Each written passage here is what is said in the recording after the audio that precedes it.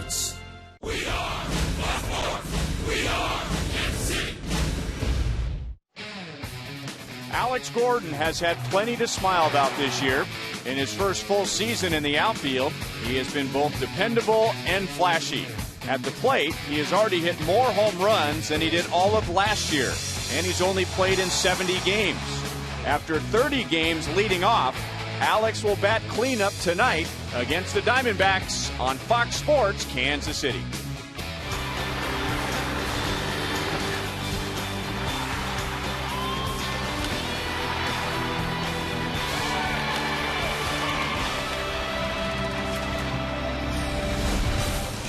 We have more fall-like weather in Kansas City, and the wind is blowing out of the north, and it is whipping through Kauffman Stadium, so it could be a good night to hit in Game 2 between the Royals and the Arizona Diamondbacks.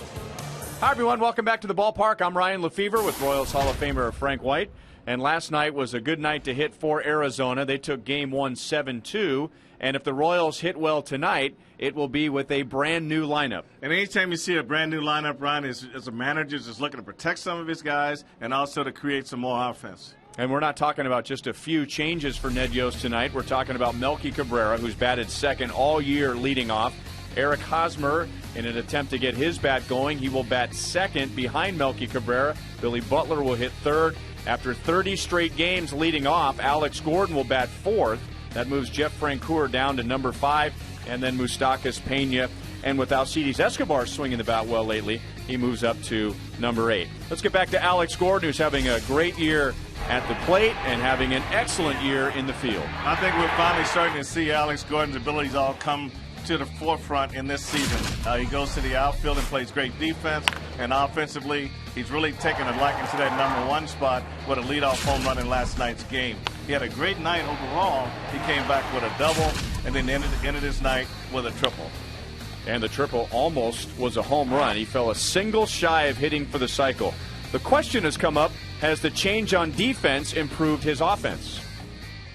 It's been a little bit easier playing in the outfield than at third base for me personally. So maybe it's relaxed me, maybe it hasn't. But just feeling comfortable going out there and playing has been the big part.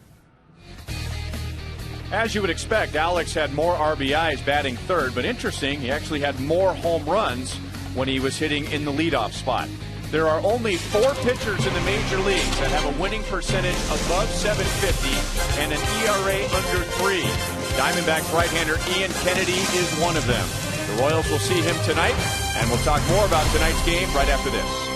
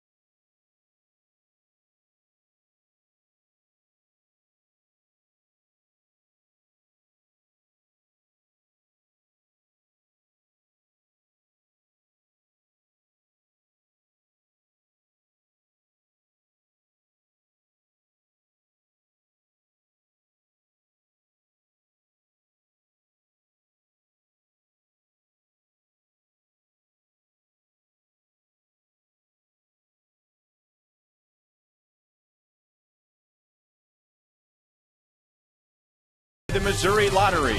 When you play, students win. It was a win for the Diamondbacks last night. They hit 2 home runs. They had 6 extra base hits. They lead the major leagues in extra base hits. Stephen Drew and Chris Young have flip-flopped in the lineup tonight. And Willie Mopena, who homered for the first time since 2008, he will bat 6.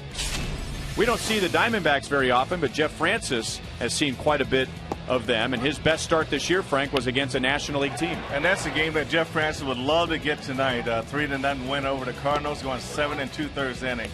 So to get through this game tonight, just stay ahead of the hitters, and he should be successful. And the contact pitcher always needs good defense, and here are the Royals defensively tonight, presented by Ram Trucks. No changes from last night's game with the exception of Brian Pena, who will be behind the plate for Francis. Mike Moustakas made his home debut last night and was tested right away. The first pitch of the game, Ryan Roberts tried to bunt on him, but Moustakas threw him out. We'll see what he does tonight. The first pitch is next.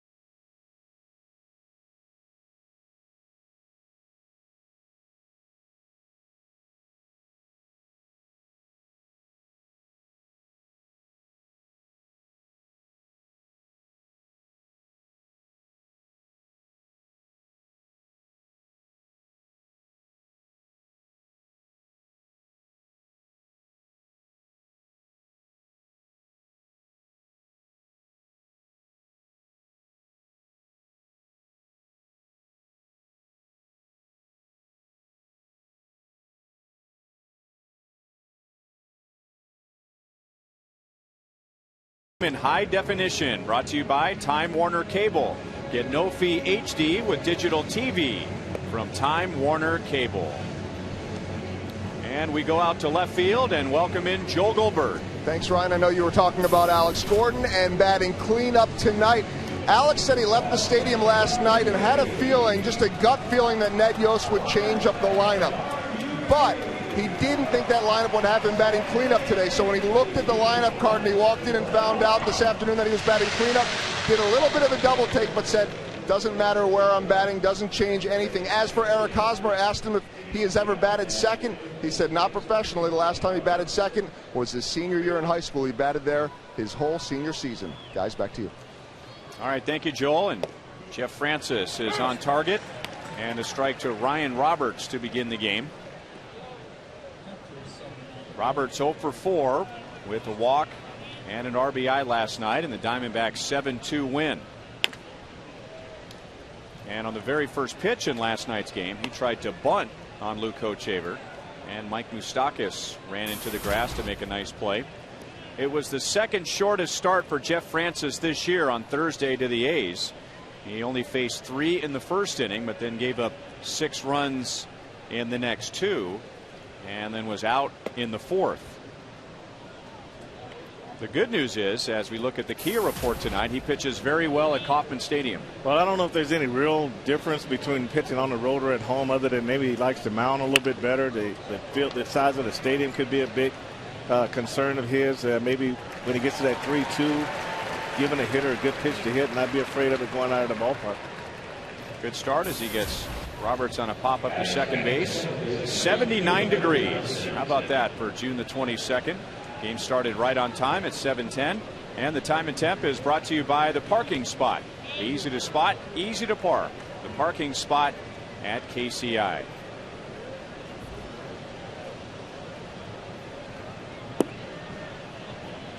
Down and away, ball 1 on Kelly Johnson.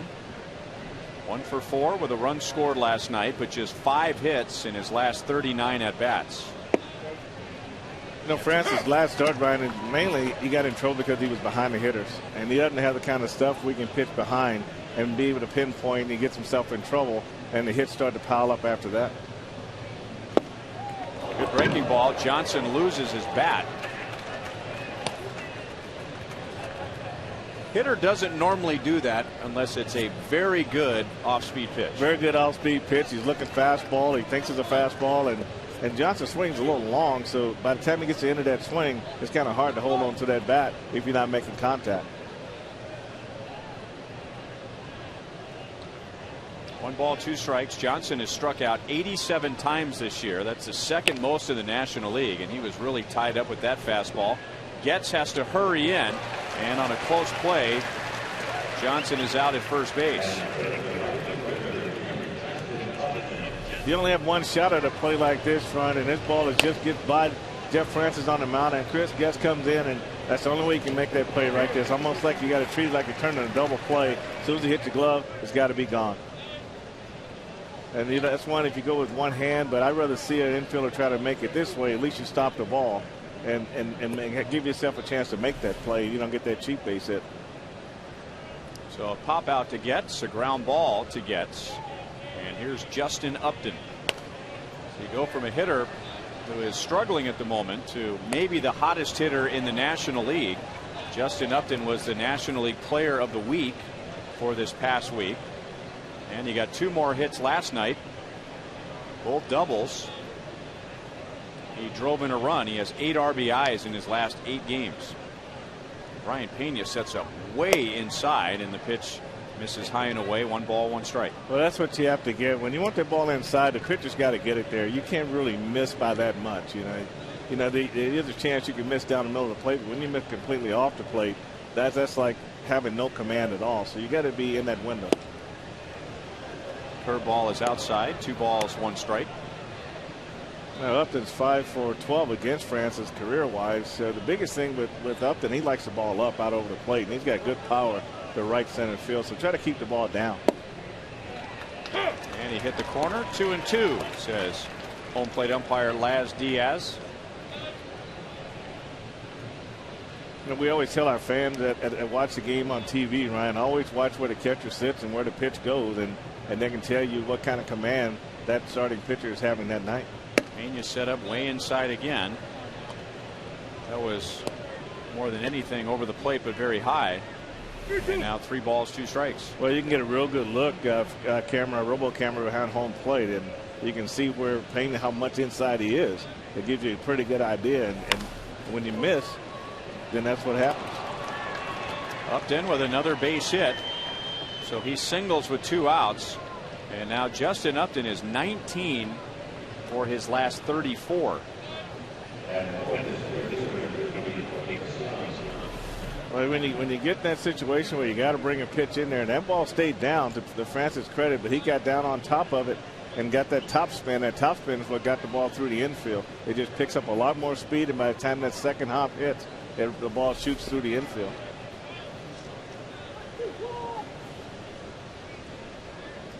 So a runner at first with 2 down to center fielder Chris Young.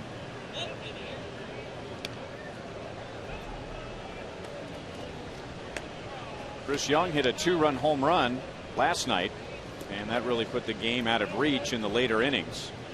A 2-run home run in the 8th, turning a 5-2 game into a 7-2 game.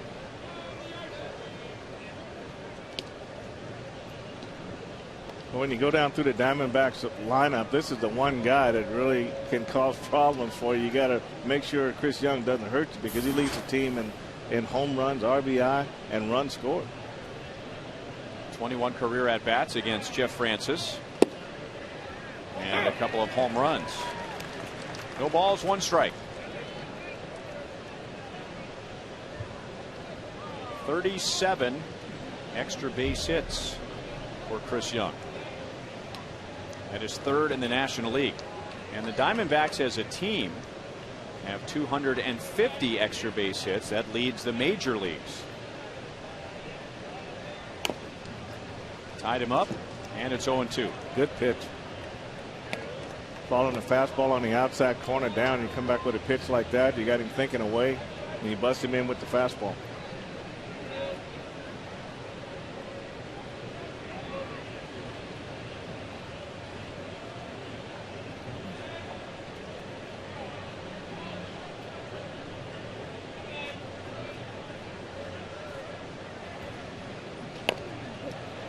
Very weak swing on a curveball, and Moustakas runs to the grass and throws him out. So Francis has a scoreless first inning.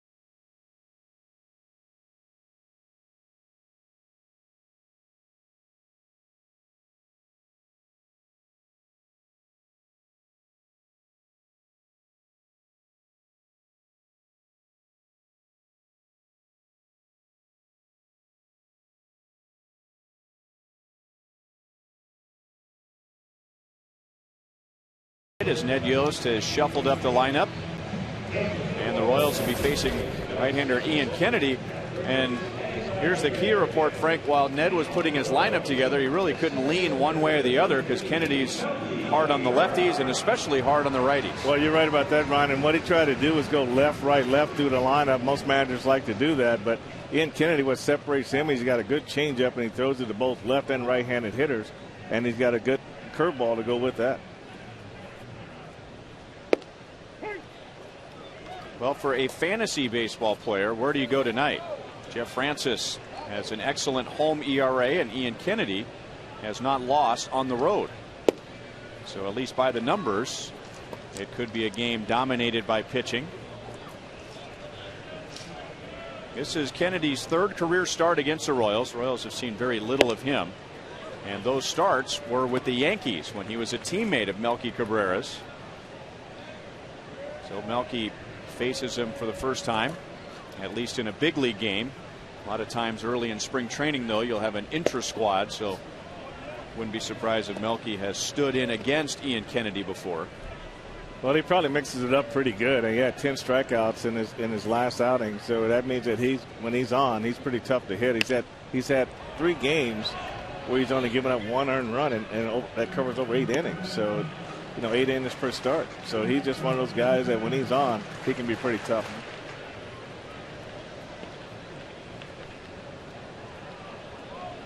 A Yankees first-round draft pick in 2006 out of the University of Southern California. Melky wouldn't go for the changeup. And then part of that big trade a couple of years ago between the Yankees, the Diamondbacks, and the Tigers that sent Austin Jackson to Detroit, Curtis Granderson to New York, and Kennedy. There were more players involved in that trade, but those were the bigger names. Kennedy coming to Arizona. And the best defensive play of the game so far has come from a Royals fan. Slap to left, and that is out of play. Still 3-2. All right, Frank, break this down. Well, what he did well is he let the ball start its descent before he decided to make that catch. Where fans get in trouble is the ball is going up, and they try to catch it up, going up, but they don't know what the proper hand maneuver to make to catch that ball, so they end up kind of wearing it on the lip sometimes. And Melky on the 9th pitch of the at-bat squirts it through the right side. So leading off tonight, he leads off with a single.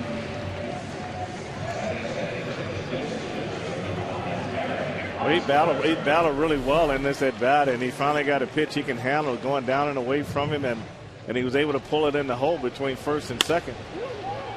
I think he's a much better hitter to me with 2 strikes. He really seems like he concentrates a lot harder and cuts his swing down and puts the ball in play, and he puts it in play hard. And he is a strong man. Kevin Seitzer, one of the first things he'll talk about when describing Melky Cabrera is how strong he is. And there are some guys who can live with the 2-strike approach throughout the at-bat because they're still strong enough to drive the ball. He'd be one of those guys, wouldn't he? Well, I wasn't. I didn't want to go to 2 strikes if I could avoid it. But he definitely does get better with 2 strikes. And I'm not saying he should think about slapping the ball to the opposite field as he often does with 2 strikes, but as you pointed out, I mean, he does have a good line drive swing with 2 strikes. And it really helps to be a switch hitter because it's always your advantage. The ball's going to the opposite side. You see it a little bit longer, and you can wait a little bit longer. Big swing by Hosmer, 1 ball, 2 strikes. And as Joel told us last half inning, Hosmer bats second tonight for the first time since high school. He is just 5 for his last 35. And pitchers with 2 strikes with Eric Hosmer, they like to go soft down and underneath their swing. And otherwise they'll go up high with the fastball. Roberts behind the bag at third, brings it down. And that's the first out of the bottom of the first inning. Here are the Diamondbacks defensively, brought to you by Ram Trucks. Former Royal Willie Bloomquist is in left field tonight. Xavier Nady is at first. And Miguel Montero back of the plate for Kennedy, making his 16th start of the year. So Billy Butler will hit third.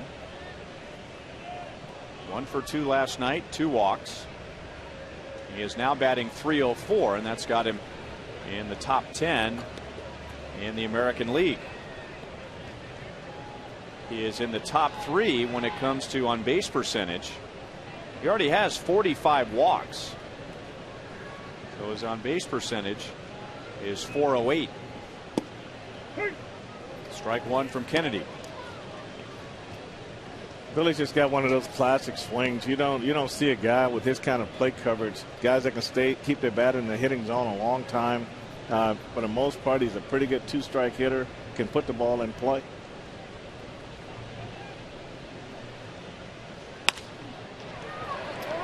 Chance for a double play though when he bats third, and he grounds out 6-4-3, and Kennedy faces only 3 in the first inning.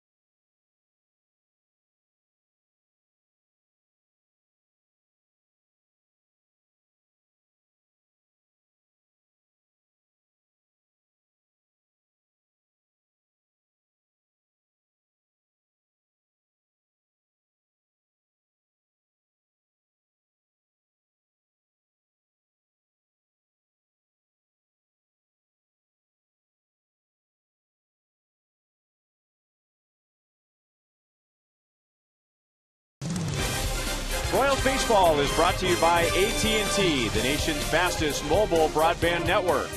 By Panera Bread Catering. Order online at PaneraKansas.com. And by Chevy. See your Kansas City area Chevy dealers.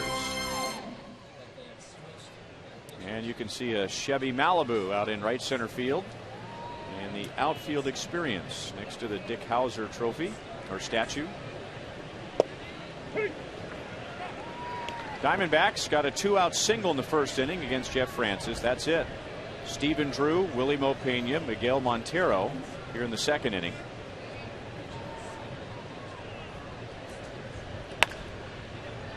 Hold foul as first base coach Eric Young. No balls, 2 strikes.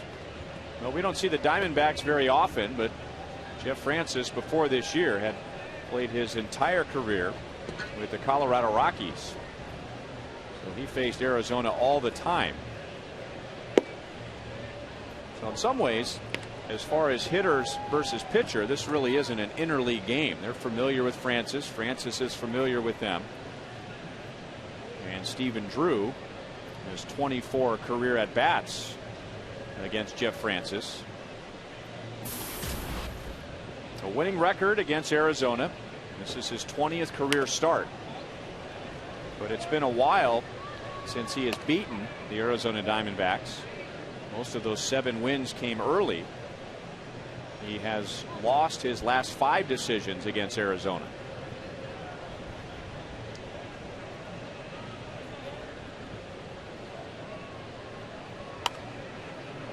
Curveball is fouled away. Still 1-2 on Stephen Drew.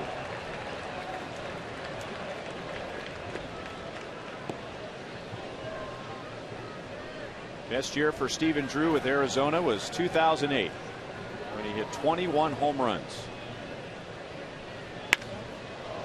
Very high in the air, left center field into a crosswind, which is out of the north, so that's left to right, and a routine play for Melky Cabrera.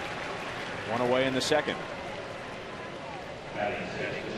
Well, you wonder how hitter friendly, Diamondback Stadium is. It travels a little bit better in Arizona. Even though they can close the roof, it's still a little bit different than most roofs that are in the Midwest. And you just wonder how much that helps their extra base hits and their home runs. Well, Kirk Gibson's team is second in the National League in home runs hit, and third from the bottom in home runs allowed. So they see a lot of home runs. Last night they saw this home run from Willie Mo Pena against Luke Hochevar. And everybody that talked about that home run, Ryan, thought that was a line drive, maybe a double off the wall, and the ball ends up taking off and going up into the water fountain. Personally, I was thinking line out to center field when he made contact, and then I just saw Melky Cabrera standing like a statue in center field and just almost as if he didn't see the ball. And then we all realized that he saw it. He was just admiring it, realizing that thing was going to sail well over his head, over the Pepsi party porch, over the area beyond that, and into the drink.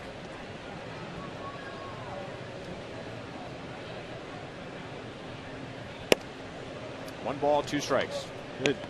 Just really big time power. This is early today in batting practice, and you watch him take BP, and you just see how strong he really is. And if we can get a shot at a Miller Lite fountain bar up there yesterday, hit 447 feet right up into that in that fountain bar up there in left center field. So very strong man. All the way up there? All the way up there. Wow. That's a $4 cab ride from home plate.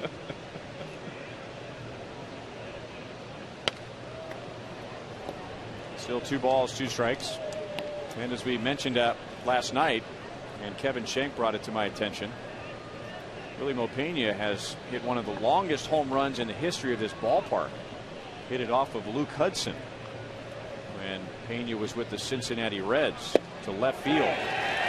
Francis strikes him out. I don't think Pena was expecting a fastball. And Francis has his first strikeout tonight. Well, this is what he has to do a lot of times, Ryan. He had to kind of pitch backwards and utilize that fastball or inner half. You've seen so far tonight that the pitches on the inner half that worked for him against a right-handed hitter, especially with 2 strikes when they kind of look for him to go either with the changeup or the curveball. And we talk a lot about pitchers when they go to 2 strikes. You know, everybody looks at pitching, they say, okay, he's going to go soft with 2 strikes. He's going to go to curveball, he's going to go to changeup or a slider. But when sometimes you got to finish hitters off with your fastball, and I think that's why he's having success right now. So 2 outs to Miguel Montero. 1 for 4 last night. That makes me think about watching Tom Glavine and Darryl Kyle pitch. Glavine was known for his changeup. Kyle was known for his curveball. But most of their strikeouts were on fastballs looking. Just getting guys looking. The hitters were looking for the change or the curve. Just get them looking away and then crowd them in. It reminds me of a pitcher we had here, Charlie Lebrand, was the same way. I mean, he broke more bats than any pitcher on our staff because in those hitting counts, then he'd throw fast, he'd throw changeups, and in the non-hitting counts, he'd throw fastballs in. And you just get them thinking that the changeup away and the curveball away, they just bust them in with the fastball. Shallow left field. Alex Gordon is there. And Jeff Francis has a 1-2-3 second.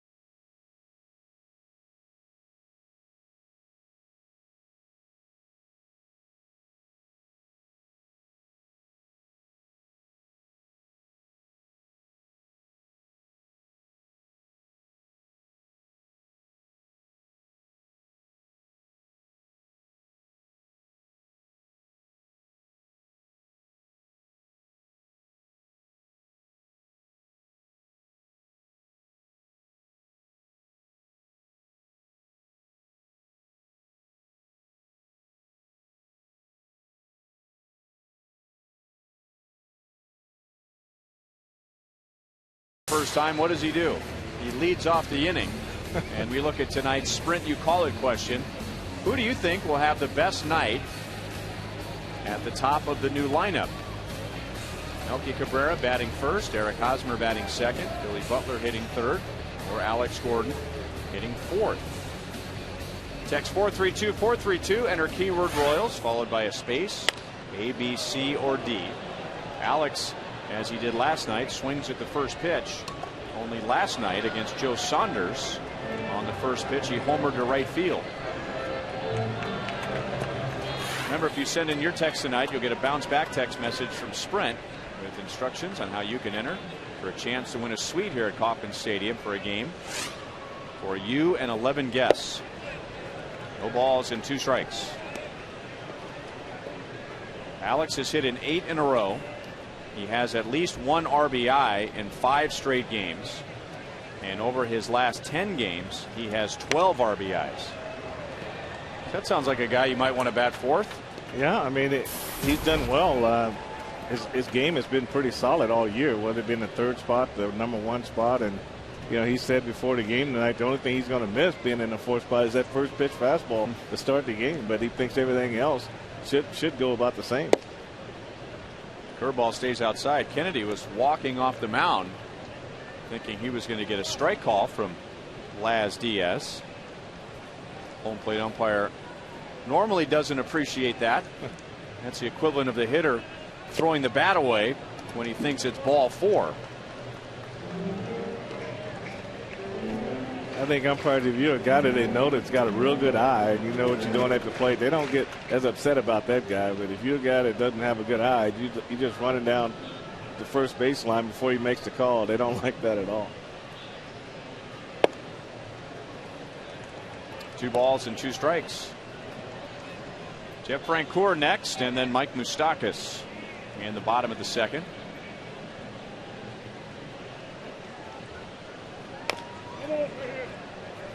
Still 2-2.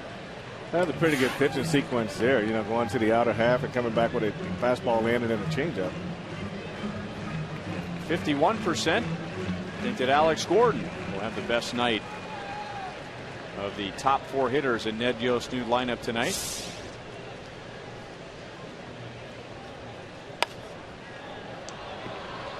Well, he's working Kennedy over. That's 8 pitches. Still 2-2. It was the second time in Alex's career that he fell a single shy of hitting for the cycle. He had a similar game against the Yankees in 2007. And now 3-2 after falling behind, no balls, 2 strikes. And look at that pattern of where the pitches are from Kennedy to Gordon, with the exception of 1 pitch. Ian Kennedy is trying to stay away from Alex. And they just want to use that 2-seamer and try to get him to roll over and hit a ground ball with it. What a plate appearance. So Alex's spot in the batting order changes, but his role stays the same, leading off an inning, trying to see as many pitches as he can, and he's on with a walk.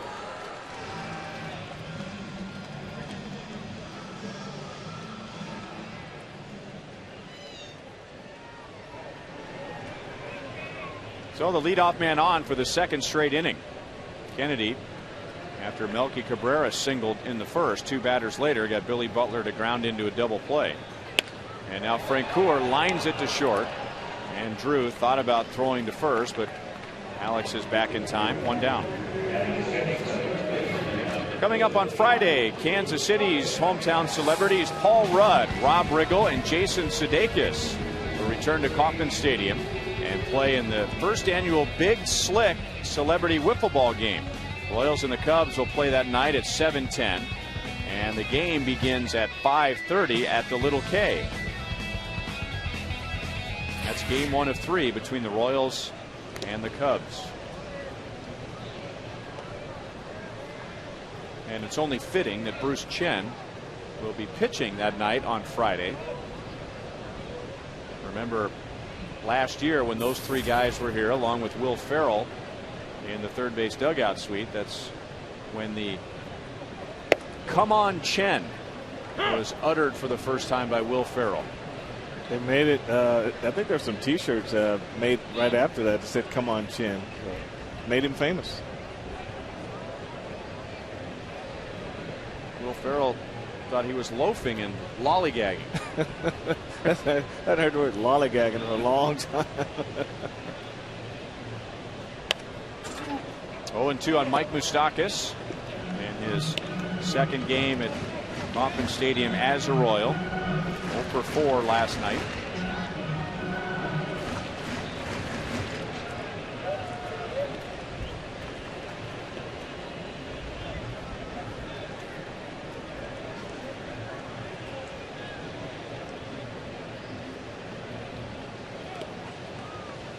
Last night in the 4th inning, Luke Hochevar had gone 3 2/3 innings. He had not allowed a hit, and then Justin Upton hit a blur right by Mike Moustakas. And you could tell afterward that he was frustrated that he didn't make the play.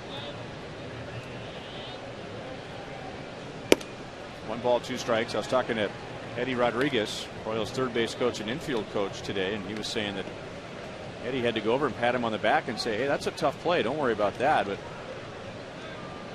Moustakas felt like he should have made that play, and Eddie had a little smile on his face and says, "That's the attitude you want from a third baseman." Well, you got to feel like you can make every play, but that ball might have been the hardest ball Moose has had hit by him in his major league career and in minor league career. When you take a look at it last night, I mean, he didn't even have time to even take a step. And you could see at the very end of that replay there, as the ball went out into the left field corner, that Moustakas down on a knee just kind of dropped his head and frustration that he didn't come up with that ball. But he's playing way off the line at third base, so this ball was hit so hard by him that this ball went for a double, and it wasn't even down the line in left field. So, you know, I can imagine that he said, "Man, this is hard." I would venture to bet that's the hardest ball he's had hit by him in his professional career. But he thought he should have made the play. And that's a good thing. Pretty good attitude. Well, I had one saying about being in the major leagues that just because the ball's hit hard don't mean it's not supposed to get caught. So Gordon still at first, and now 2 outs. And Brian Pena starting tonight, as he has all season, with Jeff Francis on the mound. And Brian is at .250 with his batting average. He has hit in 6 straight games.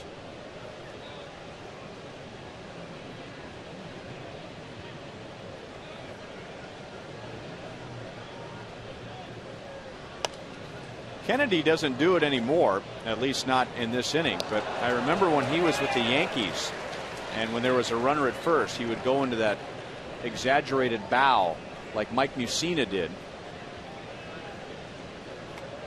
So he would lean in for the sign, as he is right now, and when he picked it up from the catcher, then he would bend down as if he was trying to touch his toes and then stand upright. Throw down to first, and a nice save by Nady. That throw came in short from Montero.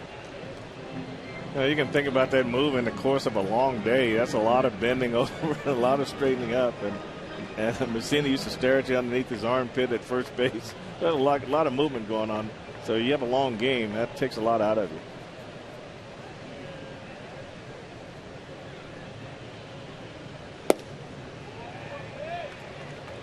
When Ian Kennedy made his major league debut in 2007, the pitcher he replaced in the Yankees rotation was Mike Mussina. Well, he sure looked a lot like Mike Mussina with his actions on the mound. 3 balls and 2 strikes on Pena. Yeah, Kennedy's really quick to the plate. He's got that little slide step, and you see some false starts by Gordon at first base. He just can't get a good jump, but he will be running here on 3-2.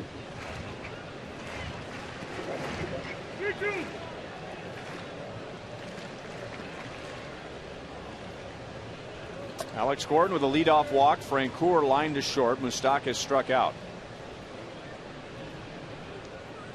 Alex runs, and Pena fouls it away.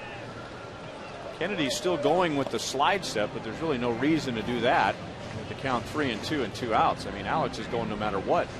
Well, it depends on if he can command his pitches. If he can command his fastball, it really helps in the event that Brian hits a double and maybe Alex stops at third rather than scoring on it. So if he can hold him over there a few steps, it might make a big difference. And that's line over Johnson at second base. Hit so hard that Upton's able to get it on one hop, and even though Alex was running, he holds at second base, and now Brian Pena's hit in 7 in a row. Well, he's quick to the plate, and you got to make sure that there's not a pickoff behind you right there, but you can see how long it took Alex to get going here, and he's not really digging it, you know, on 3-2. That keeps you from going to third base. So if you break hard, then you got a chance, but he wasn't really running that hard right from the beginning.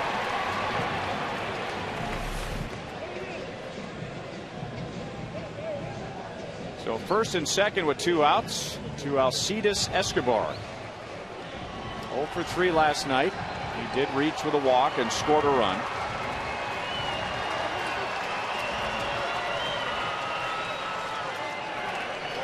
So a quiet night for him on offense after going 18 out of 33 on the road trip. That's a .545 batting average.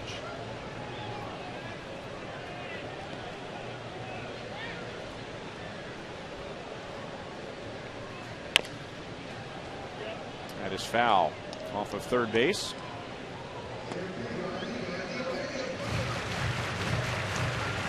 Four Royals in the lineup tonight have at least 3 official at-bats against Ian Kennedy, and one of them is Escobar, who faced him last year as a member of the Brewers, and he is 0 for 3. Well, Alcides likes to go the other way, and you can go inside, but you always run the risk of inside-out base hit. So normally you go on the outer half of the plate to the outside corner to a guy that wants to go to right field. And it looked like he was trying to go the other way, and wow. Well, you can forget about the catch earlier in the game. We have a new play of the game on the third base side. Watch this. There you go. Man. Jumping out of his seat. Barehanded. One-handed. And very little celebration. Like Mike Moustakas last night, this guy expected to make that play. He definitely did. He got up. There's not a lot of room there to jump in between those seats for a guy of that size. So he had a lot of agility after he made that catch. I mean, he's not even going to give his buddy a high five. That was routine for that big guy. Still 1 ball and 2 strikes on Escobar. Foul ball, got a chunk of the catcher Montero. So Laz Diaz out to say nothing to Ian Kennedy. Just trying to give Montero a little more time to recover from that foul ball.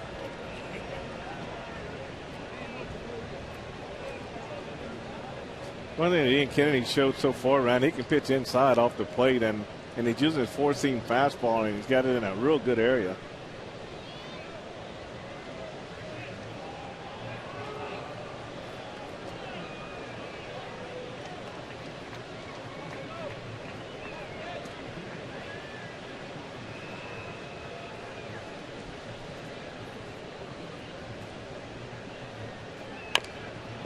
Breaking ball stayed up.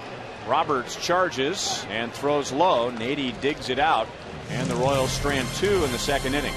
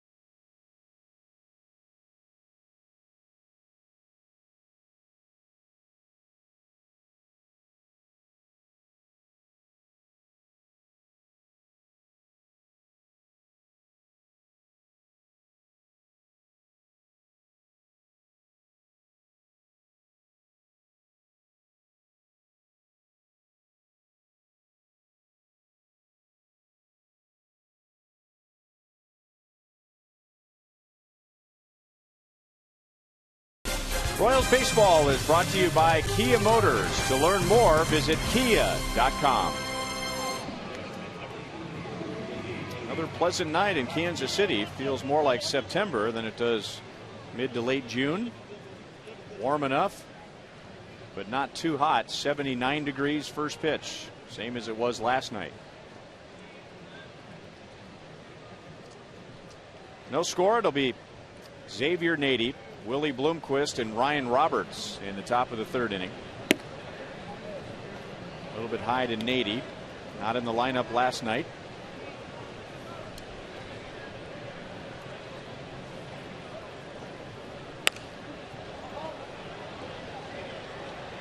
Up the right field line, and Eric Hosmer into foul ground. There is one away.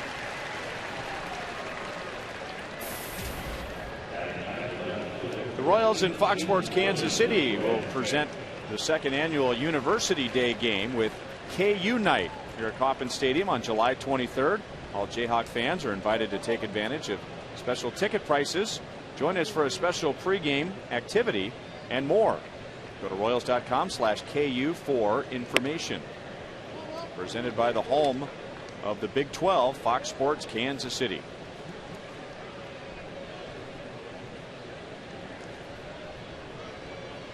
One ball, no strikes on former Royal Willie Bloomquist. 1-1. He was definitely an all-purpose player here. He got a lot of playing time at second base, right field, left field, third base. 1 ball, 2 strikes. Played with the Royals in all of 2009, most of 2010. Hit .265 both years. And then last year was traded to the Cincinnati Reds, but traded after the deadline, so he was not eligible to play in the postseason. Still 1-2. I remember when Willie was with the Royals. He is from Washington, so he grew up as a Mariners fan. They drafted him, got to the big leagues with the Mariners, but he went to Arizona State, and he lives in Arizona. So after the Mariners in Seattle, Arizona would be a homecoming as well.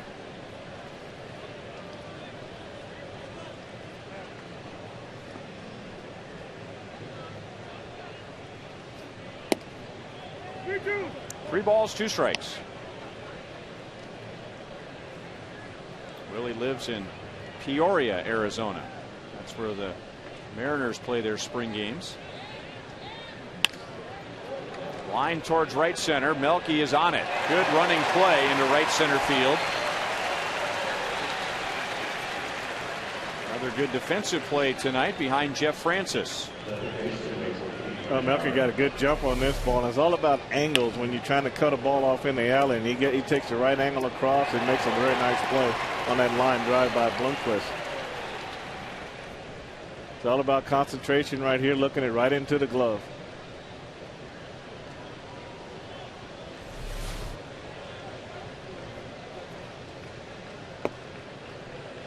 And a curveball low to Ryan Roberts.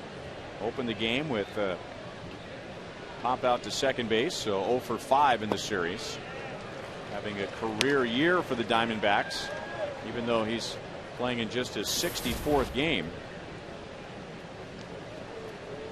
Career highs in home runs, RBIs, and stolen bases already.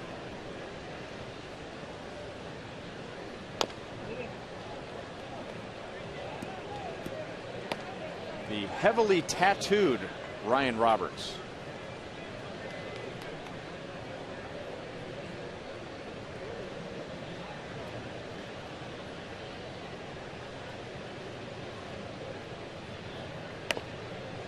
Do you have any tattoos? No way. I do. Got a small one on my ankle, which, you know, all of us knuckleheads did in college, and that hurt on my ankle. I just look at his neck and I think, ow. You got to really want a tattoo if you get one on your neck. Well, Mike Tyson's got that one that goes around his eye. Side of his face. Yeah. That's got to hurt too. Man, but on your neck? Wow.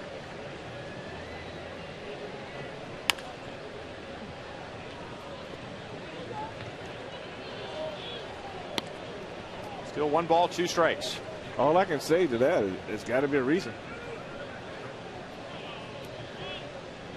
Well, I'll let you go ask him tomorrow, and you can report back to us. I'm not that curious.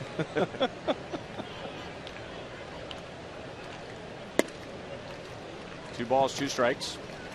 His previous best year was 09, and then he didn't make the Diamondbacks out of spring training last year, so he worked very hard during this past off season, and that has really paid off. Over the bag, Moustakas backhand throws from foul territory, and he guns down Roberts. Jeff Francis has retired 7 in a row.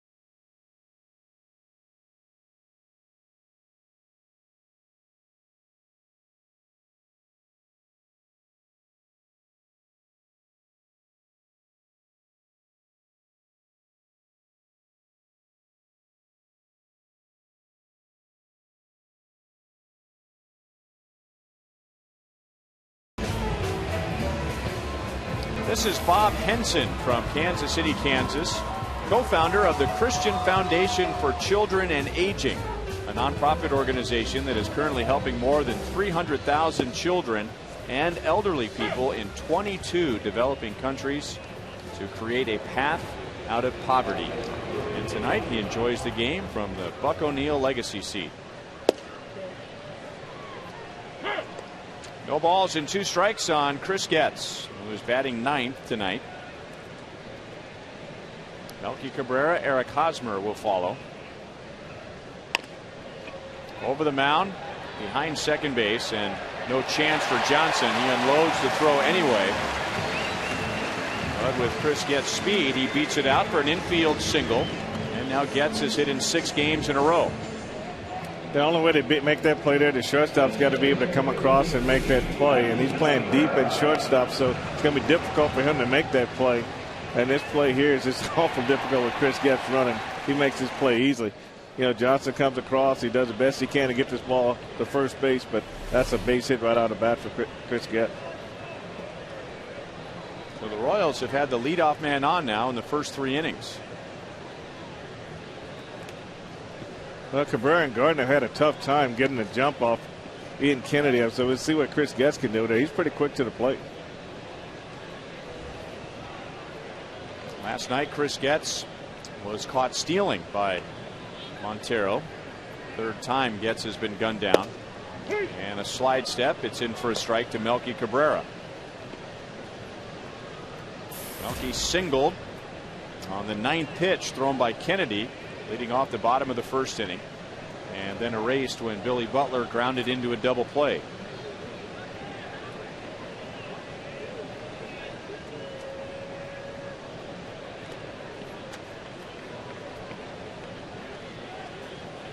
Getz has 10 stolen bases this year.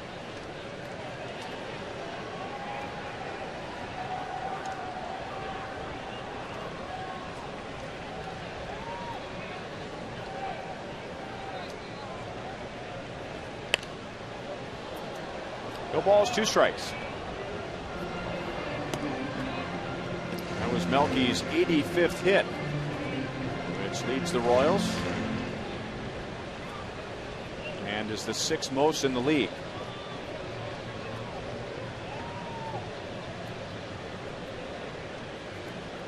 That's first at bat. He went 0-2 also, Ryan. Let's see how tough he can get on this at bat.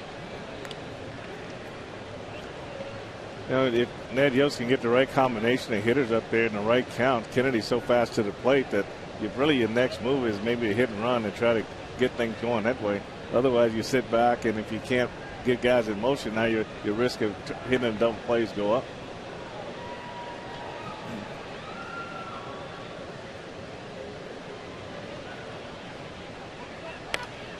Well, he slide step on just about every pitch, isn't he? Well, there are a few guys that can slide step and still have command, and he seems to be able to command what he's doing out there. And a lot of times that arm doesn't get a chance to catch up, and you throw the fastball up in the zone, but he's been able to throw all of his pitches. Jeff Montgomery and Joel Goldberg were discussing the slide step during the Heidi Royals Live pregame show tonight out at the Little K.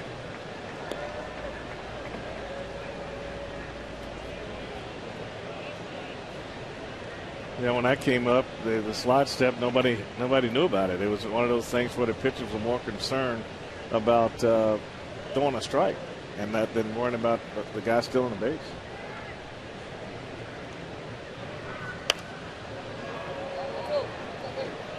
Still 1-2. So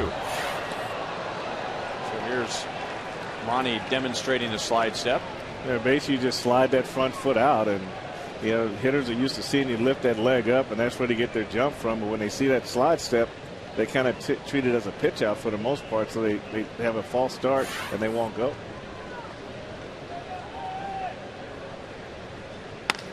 Breaking ball is pulled into right field, and Getz will go first to third. So Melky Cabrera, leading off for the first time this year, has responded with 2 hits. And the Royals have runners at the corners with nobody out. And what's even good about this base hit is he hit it just soft enough through the hole that Chris Guest could go first and third, without any problem. He just waits, just uses his hands on this ball, and just gets a ground ball in the right field. And Chris Guest knew right away that he was going first and third till the ball went by him.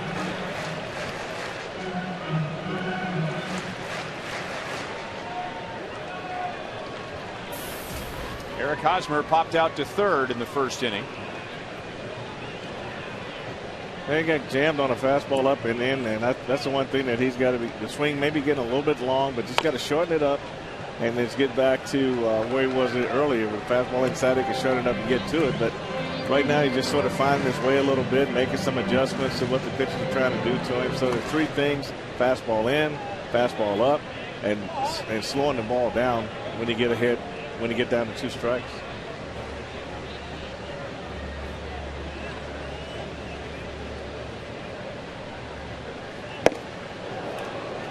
No balls, 2 strikes. That's the fastest 91 miles per hour fastball. Almost like Soria, isn't it? I mean, this ball is popping up there at 91 miles an hour.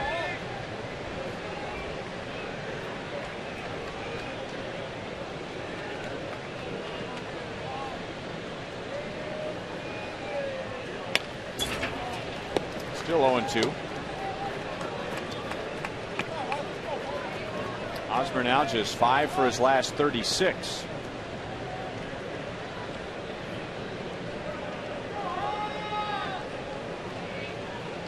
Royals have had 5 base runners so far tonight. Still looking for their first run.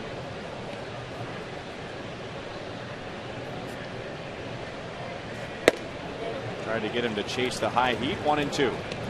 And we haven't seen a pitcher all year that can throw the fastball inside like Ian Kennedy's throwing it right now. Just a 4-seam fastball. He's right in that one window where the hitter doesn't have to jump back. He's not in threat of hitting the hitter, but he just using that 4-seam fastball better than anybody I've seen this year.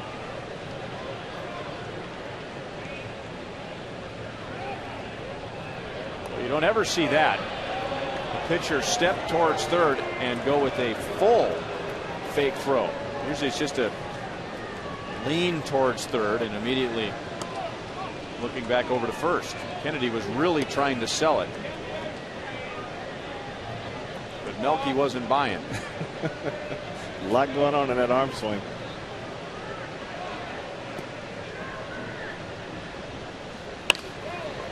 On the ground to second. Diamondbacks turn a double play. The Royals get a run.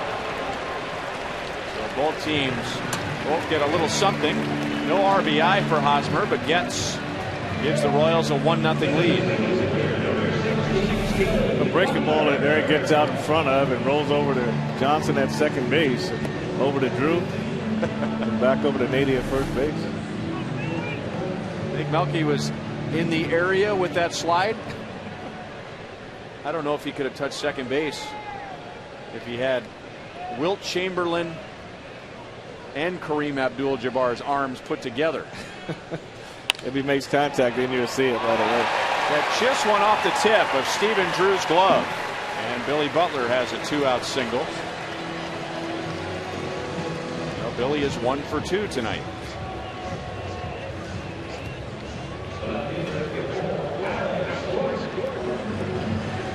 And that'll bring up Alex Gordon, who walked in the second inning. And as he digs in, we'll look at tonight's league leaders, brought to you by your Kansas City area Toyota dealers. Highest American League fielding percentages by left fielders. Alex without an error in his first 67 games, followed by Brett Gardner of the A's and Josh Willingham, or Brett Gardner of the Yankees, Josh Willingham of the A's.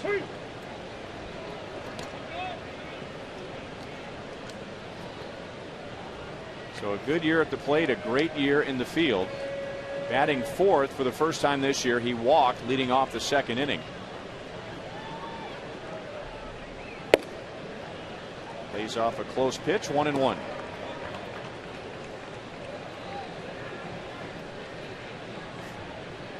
Tonight's sprint you call it question.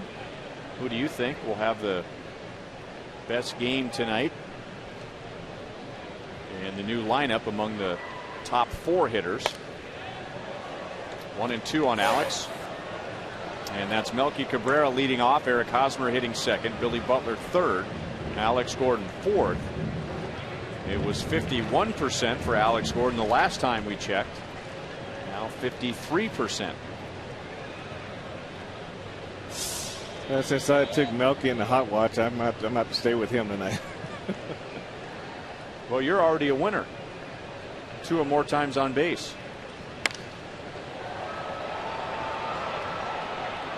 I believe you and Bob Davis are both winners in the hot watch, if I recall the selections.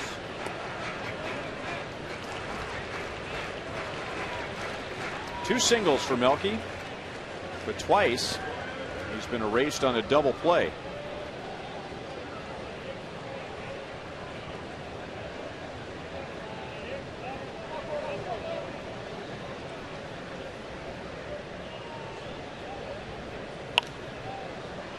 Out of play, still 1-2. Well, Kennedy is over 60 pitches. So Royals have 1 run in 3 innings, but they are slowly wearing him down.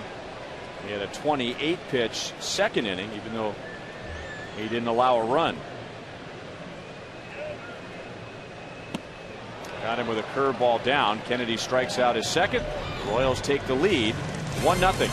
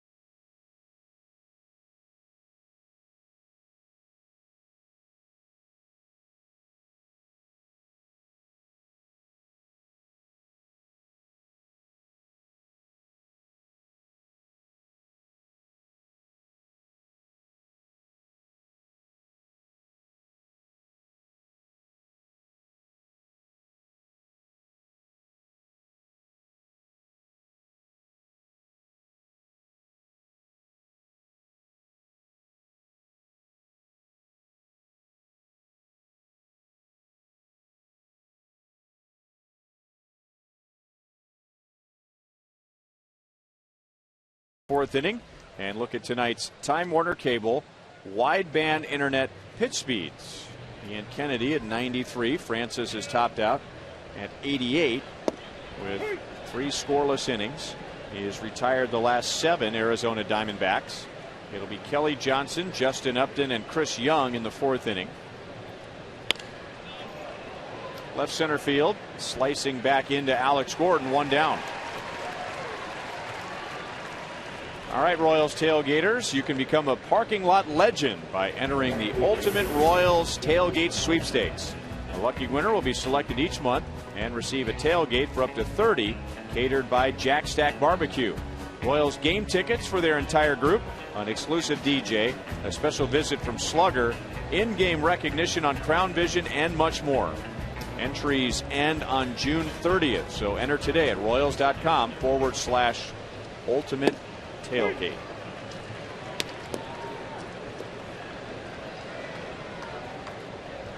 Justin Upton singled to center field in the 1st inning. That's the only hit, the only base runner for Arizona. And now he lifts it to right. Francoeur running to the line. And there are 2 down. So 9 in a row retired by Francis.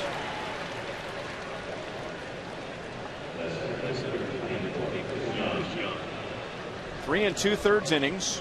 1 hit, no runs. Remember on Thursday, 3 1/3 innings at Oakland. 9 hits, 6 runs.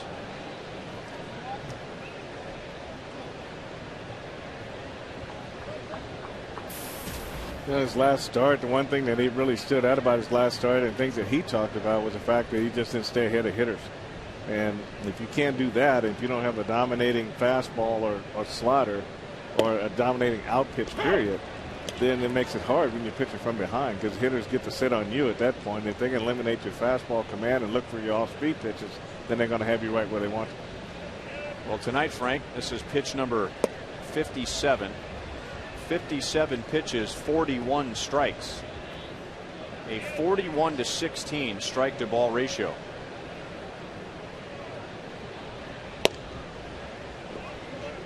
And he's pitching at home. Ian Kennedy on the other side also throwing strikes. He has 64 pitches, 48 have been strikes. 2-2 on Chris Young.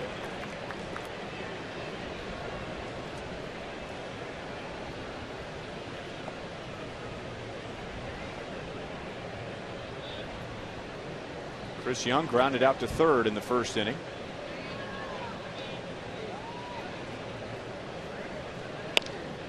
And the curveball is popped up.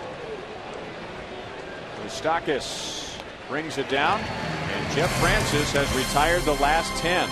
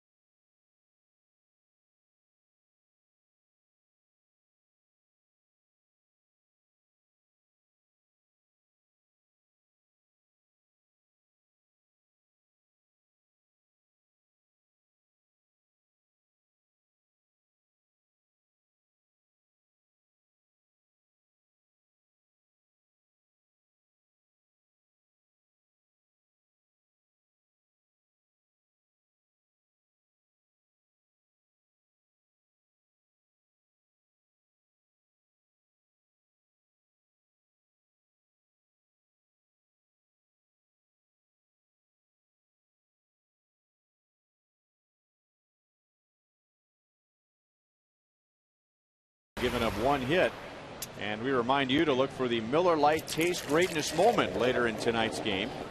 And Francis is building a Taste Greatness moment. He has knocked down the last 10 Arizona Diamondbacks. The Royals run coming in the bottom of the third with runners at first and third and nobody out. Ian Kennedy was able to get Eric Hosmer to ground into a double play, and that scored Chris Getz from third. 2-0 on Francoeur. Out on a line out to short in the second inning.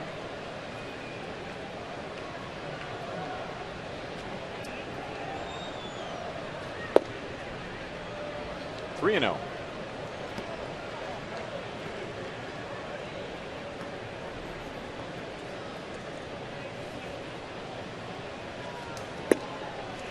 And a 4-pitch walk to Francoeur.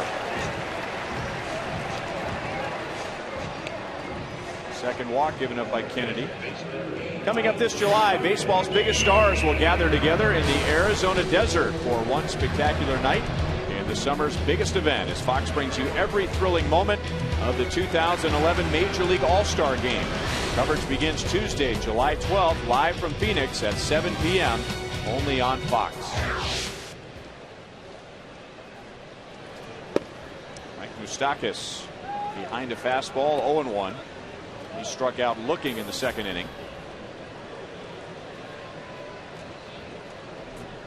Yeah, that's that fastball we talked about, Ryan. It's a borderline fastball up, and you just got to keep your head right on. They pulled his head just a little bit on that swing.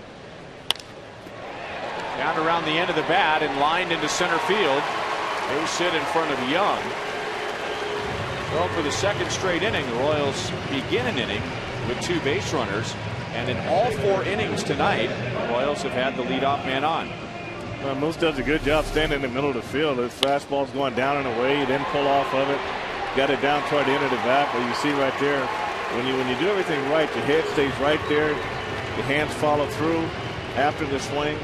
He did everything right on that ball going away. So that's his first base hit as a Royal here at Kauffman Stadium. Brian Pena singled his first time up. And Laz Diaz, the way he came jumping out there, I thought he was going to call a balk. Well, it sure looked like it. And this is a good situation here for the Royals. Ian Kennedy, the way he's throwing, Ryan, a good bunt situation, get the runners in scoring position. Royals have roughed him up so much his shirt is untucked. He got that changeup grip.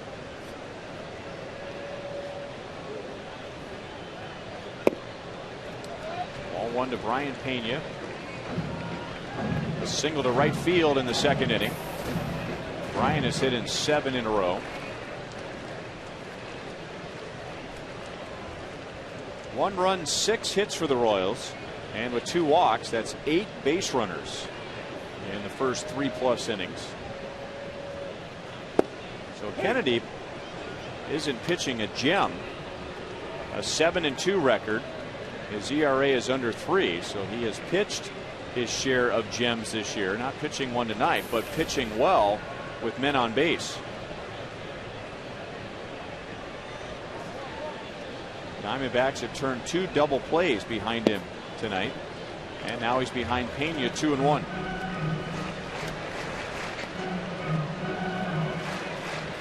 Well, the one thing the Royals hitters have done, Ian Kennedy's been around the edge of the plate on both sides of the plate all night, and the Royals hitters have done a good job laying off that borderline pitch on the outer half of the plate.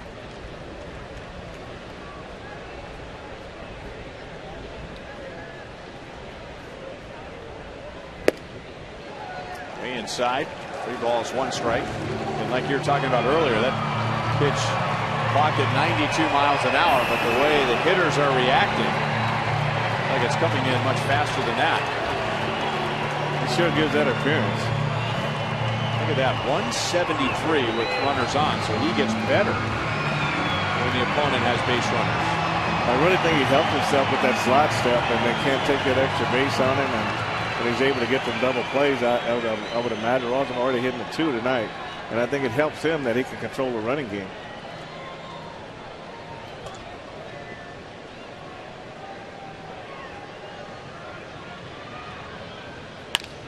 Pena grounds it to second, and the Diamondbacks turn their 3rd double play tonight. So Francoeur goes to third base, and there are 2 outs. So Kennedy gets even a little better with men on base, and now trying to get past Alcides Escobar.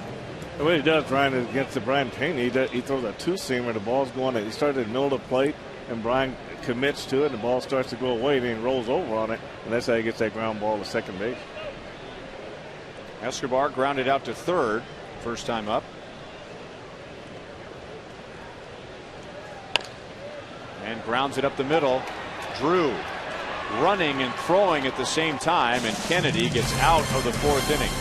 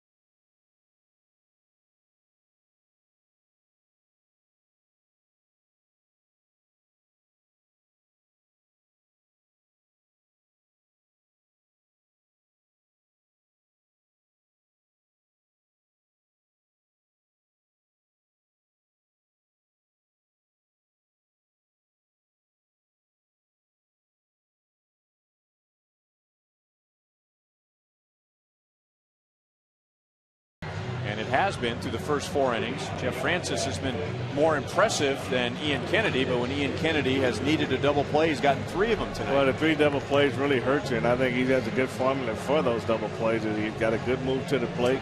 He controls the running game very well, and he's one of those guys that you might have to try to create some more movement on the base to try to open up some holes for yourself.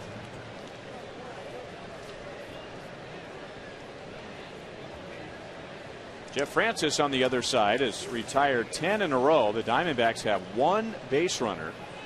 Justin Upton hit a ground ball that barely made it into center field in the first, and that's it. Stephen Drew leads off, and he's thinking about bunting. The curveball's in for a strike. Drew flied out to center field in the second inning. Willie Mo Pena after him, and then Miguel Montero.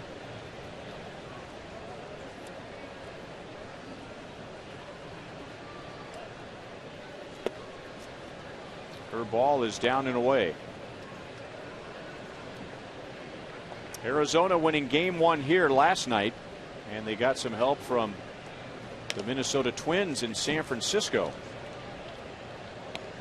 So they are in first place now in the West by a half game. Tonight is a carsoup.com email the booth night. Go to carsoup.com/Royals. Once you're there, you'll be asked to fill in your zip code. You'll be sent to a separate page where you submit your question, and waiting on the other side is Joel Goldberg.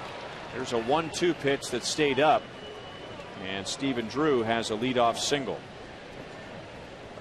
One of the few pitches that have been waist high or higher from Jeff Francis tonight. Well, you're right there, Ryan. This ball stays up out over the plate, and he drives it back through the middle. And Alcides has a shot at this line drive, but couldn't quite get there. He got through the infield a lot faster than he thought, but gave a great effort on it.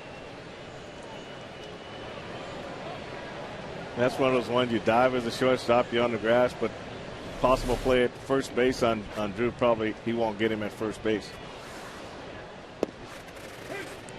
Off speed and a strike to Willie Mo Pena, who appeared to be looking for anything but a fastball when Francis struck him out in the second inning. Francis' only strikeout tonight. I can just see the hitters' meetings. Jeff Francis gets you to 2 strikes. He's going to try to throw the changeup. He's going to try to work the fastball on the outer half, but he throws a fastball inside. That's what you're not expecting. Escobar backhands out at second, and Pena beats the throw from Getz, but the Royals get the lead runner, and Stephen Drew is out at second base. Again, you see where the fastball inside makes a big difference. He's not able to get those hands extended, and Escobar makes a nice pivot and a nice throw to Getz at second base, but he has to throw off the wrong foot. He just don't get much done in that situation.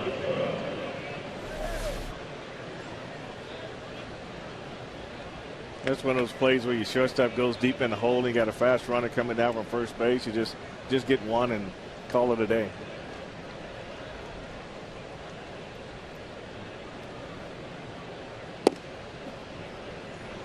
Down and away to Miguel Montero. Flied out to left field in the second inning.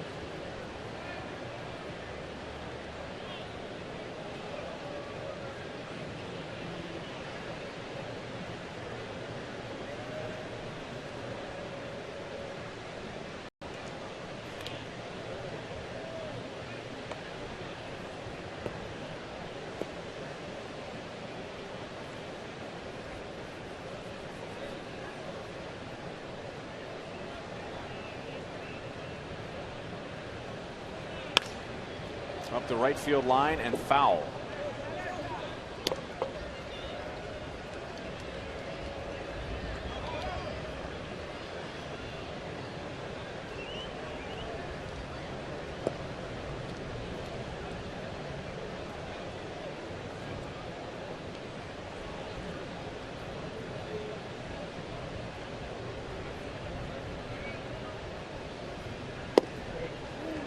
Good pitch over the outside, 1-2.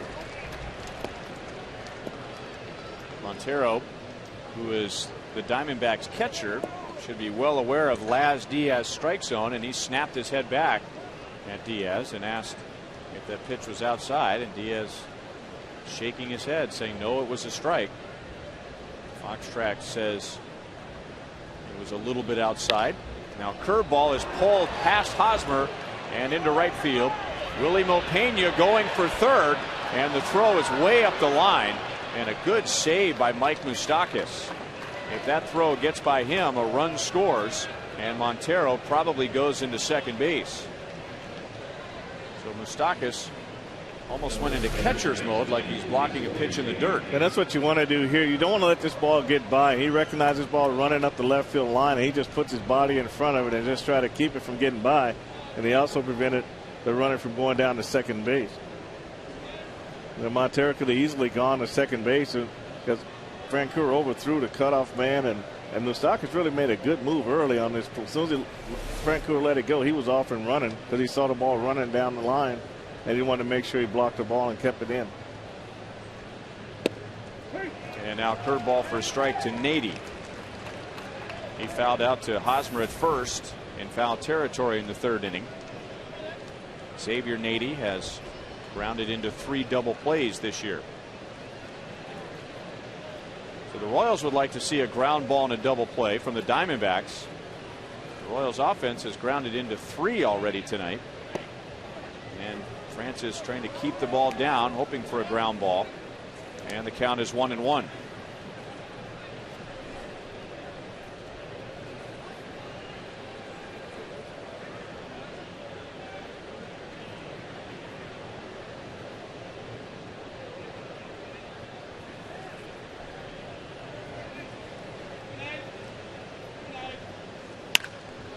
A line shot past Moustakas and down into the corner. So the game is tied.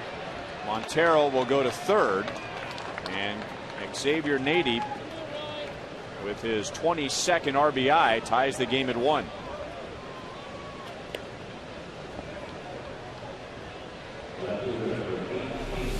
When you take a look at his fastball, it's not one of Jeff Francis' best fastballs, right at 85 right there. And it was down, and that made it easier for Nady to get to it. And Moose didn't have a shot at this ball down the line. This is a rocket off the bat of Xavier Nady, and that allowed Willie Mopena to score very easily on that base hit.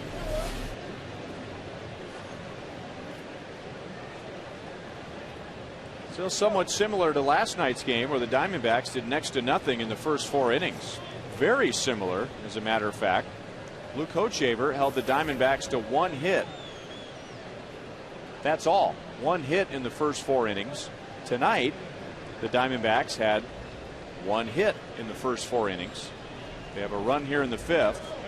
Last night they got a run in the 5th, a run in the 6th, 3 in the 7th, and 2 in the 8th.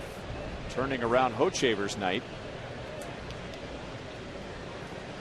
Willie Bloomquist, he likes the ball up out over the plate. He wants to try to hit the ball the other way, like the line drive that Malcolm Cabrera caught in right field. So he might be a guy that you really want to try to maybe slow the ball down on, try to get him out front on a curveball and try to get you a ground ball. But you see right there, Brian Pena wanted that first pitch inside, and he missed up and away.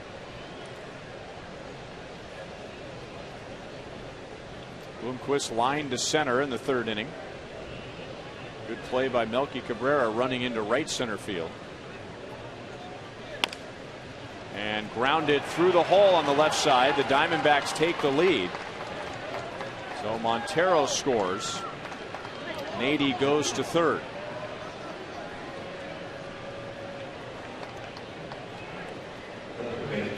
Remember, Royals fans, you can enjoy the game from a unique view at Rivals Sports Bar, located in the outfield just beyond the stadium's signature fountains. You'll enjoy one-of-a-kind seating with drinks and food on deck.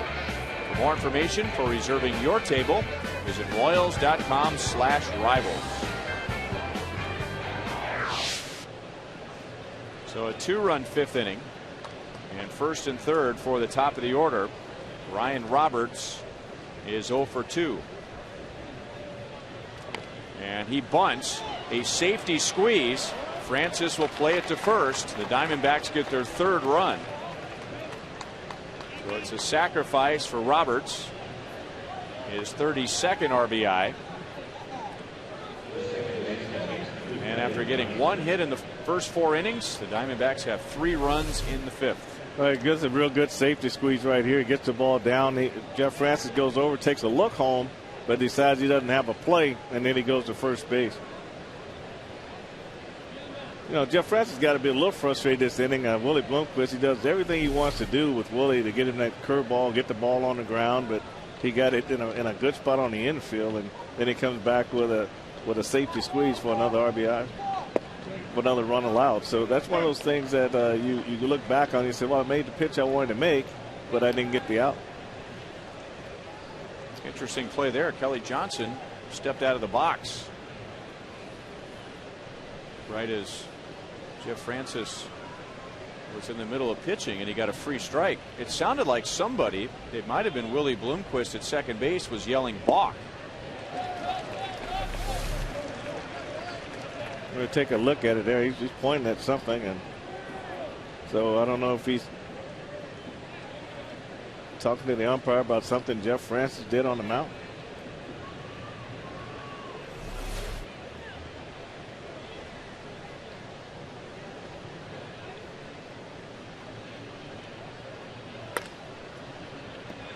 Just foul off to the first base side, and it's still 0-2 on Kelly Johnson, who is 0 for 2 tonight.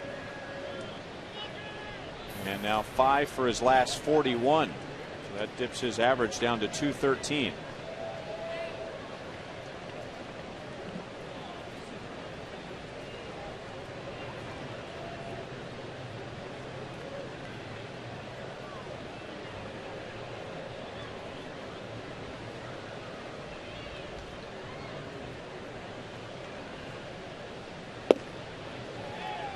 Outside, 1 ball, 2 strikes.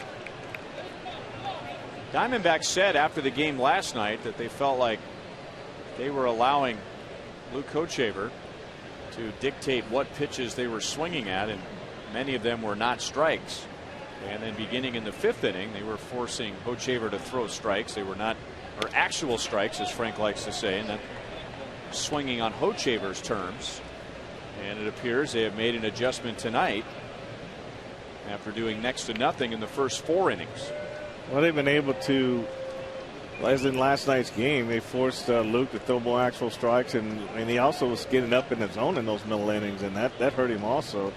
But in Jeff Francis' case right here, I think just a matter of bad luck on the ground ball that he got, but he did give up the double down the line that really hurt him.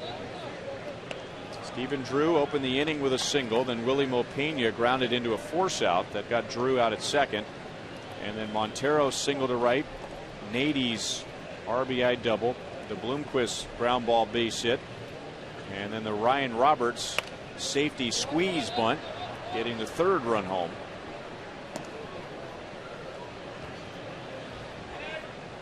There's Don Baylor, hitting coach of the Arizona Diamondbacks, also a former Major League manager.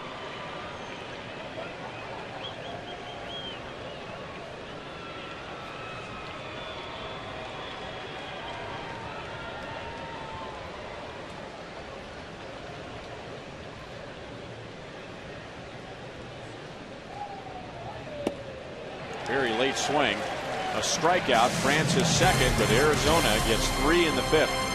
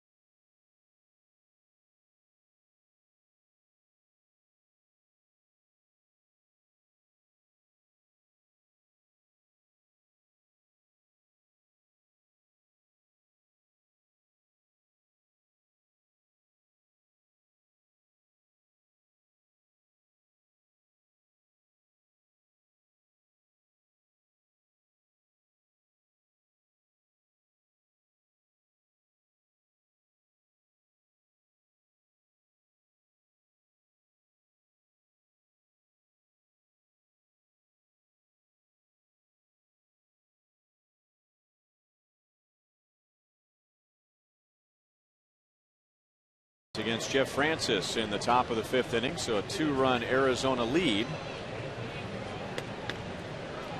Royals run coming in the bottom of the 3rd, and it was Chris Getz leading off with a single and coming around to score. Royals have had the leadoff man on all night. 4 straight innings against Ian Kennedy, who has allowed 8 runners in 4 innings. But the stat that really grabs you tonight, if you're wondering why the Royals have 1 run, Kennedy has gotten 3 ground ball double plays. Still 0-2 on Getz.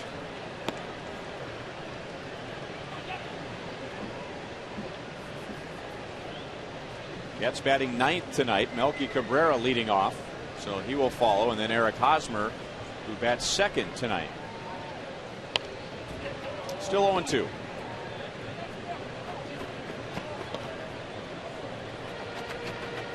With the base hit, Chris Getz is hit in 6 in a row. I think Chris Getz really understands what kind of hitter he is. He doesn't. I think when he goes to the plate, he's just thinking strictly single. Just hit the ball where it's pitched. You know, he's not going to hit a ton of doubles. He doesn't take that kind of swing. He just more or less wants to put the bat on the ball and use his legs for the most part.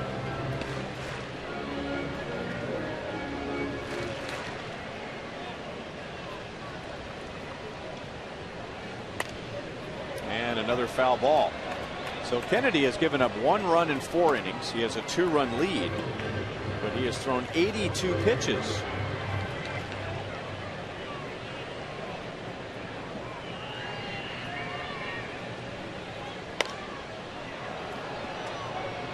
And for the first time tonight, the Royals do not open the inning with a base runner, but it took 7 pitches for Kennedy to get Chris Getz. So Kennedy could, even though he's pitching well, have an early exit. Tonight's AT&T trivia question: who was the last player for the Royals to bat in each lineup spot in 1 season? The last Royal to bat in all 9 spots in 1 season. Wow.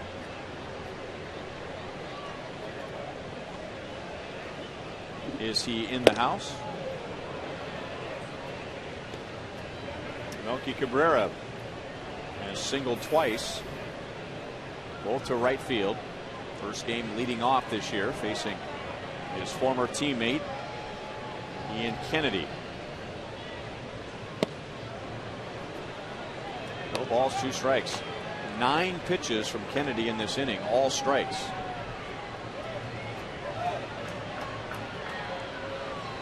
Boy, this is interesting. 47 different Royals have accomplished this, hitting in all 9 spots in the batting order in 1 year. That's a big number, isn't it? 47? I think so.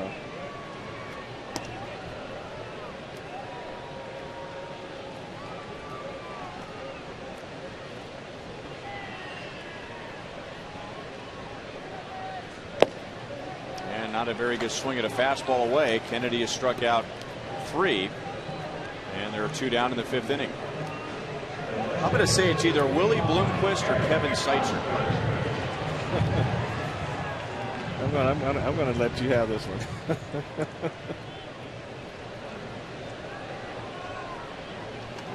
So Willie batted 4th. Yeah. we weren't doing very good, were we?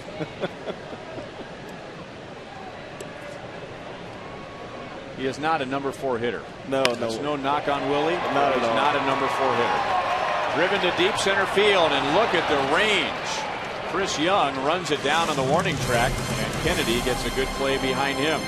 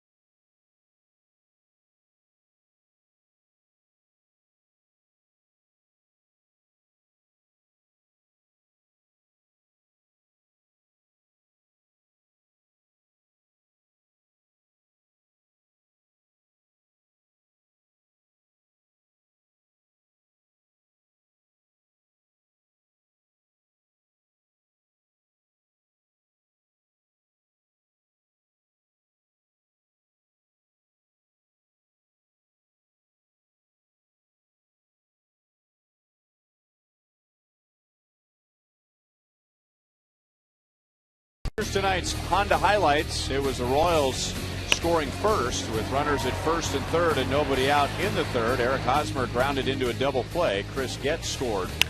And then after getting only one hit in the first 4 innings against Jeff Francis, the Arizona Diamondbacks came up with 3 in the 5th. Xavier Nady, Willie Bloomquist, and then Ryan Roberts with this bunt driving in the runs. So Arizona now leads 3-1 to the 6th inning. And it's Justin Upton, Chris Young, and Stephen Drew.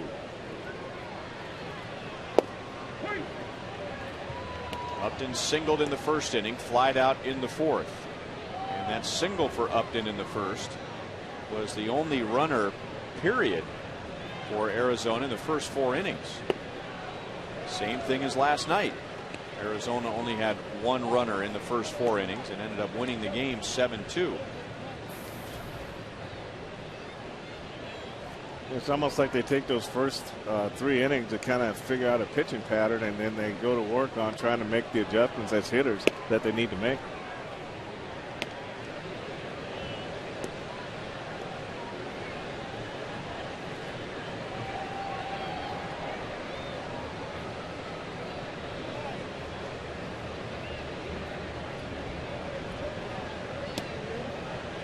Tried with a curveball and missed outside. 2-2. Reading some comments from Justin Upton about his recent surge, and he said all he's trying to do is relax at the plate. And how often does that result in a hitting streak? Or maybe the reverse part of that, a hitting slump, the result of trying to do too much. And the relaxing is working for him. He's 1 for 3 tonight, however. Tonight's copyrighted telecast is presented by authority of the Kansas City Royals. It may not be reproduced or retransmitted in any form, and the accounts and description to this game may not be disseminated without the express written consent of the Kansas City Royals Baseball Corporation. Ryan Lefebvre with Frank White, Joel Goldberg, our producer Kevin Shank, director Steve Kurtenbach, associate producers Al Broughton, Sam Abramson. The producer of Royals Live is Timothy John McGinnis. Good one. You know, following up on your Upton statement, he was one of those guys that Don Baylor and Kirk Gibson had to call in the office and say, look, you know, you're trying to do too much. You're trying to carry the ball club. We don't need you to carry the ball club. We just need you to be yourself. And by being yourself, that will help our ball club. And that's what things got going for him. Boy, you could almost see that coming. That ball, it was rolling straight, but that thing was spinning and whistling. All that side spin because of that contact off the end of the bat. All you can do here is just try to get in front of it and smother it. But yeah, it's so much. I mean, this came off it's a serious spin when it hit the heel of the glove, right off the end of the bat. Wow. There's no way to hit a ball like that with no spin on it. Man, you look at it come up, it's right on the heel of the glove, and just keeps going the other way. It's still spinning sideways. Look at that. So an error on Hosmer, 1 on, 1 out.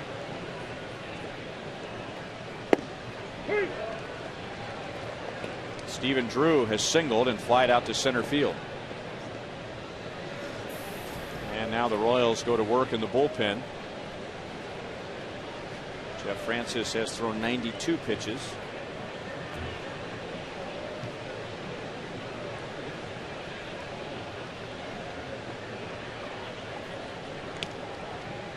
And when you get this play like this, around that spin like that, you know, part of Eric Hosmer wants to get this ball and he wants to go to first base, and then right there, you just got to take a quick look at where he's at right here. And he wants to get that body going forward a little too fast rather than sit back and just make that catch first.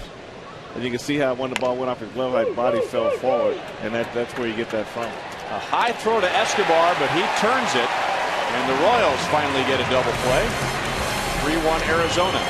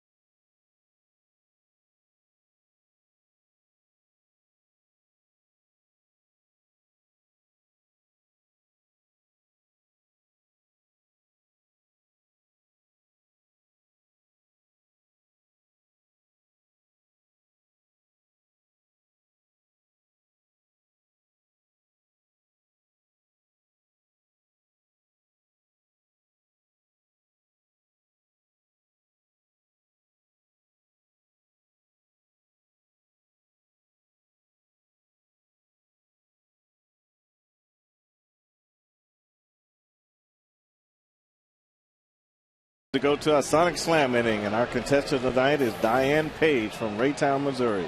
If the Royals hit a home run this inning, Diane will win this is a season high, $2,800. But if the Royals hit a grand slam out of the park, Diane will win $25,000 from Sonic and the Kansas City Royals. Billy Butler 6 home runs. Alex Gordon 9 home runs. Jeff Francoeur 9 home runs coming up. Billy has grounded into a double play and singled, and the double play has truly been Ian Kennedy's best friend tonight. The Royals have grounded into 3. Kennedy just completed his first 3 up, 3 down inning in the 5th.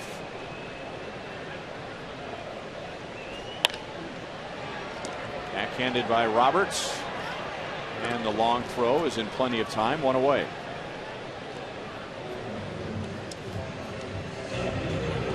Our next Family Fun Day Sunday is this Sunday when the Royals host the Chicago Cubs at 1:10. There will be live entertainment, face painters, a balloon artist, and much more in the outfield experience before the game. So the final game of the Royals Cubs series, and it's also the final game of the homestand.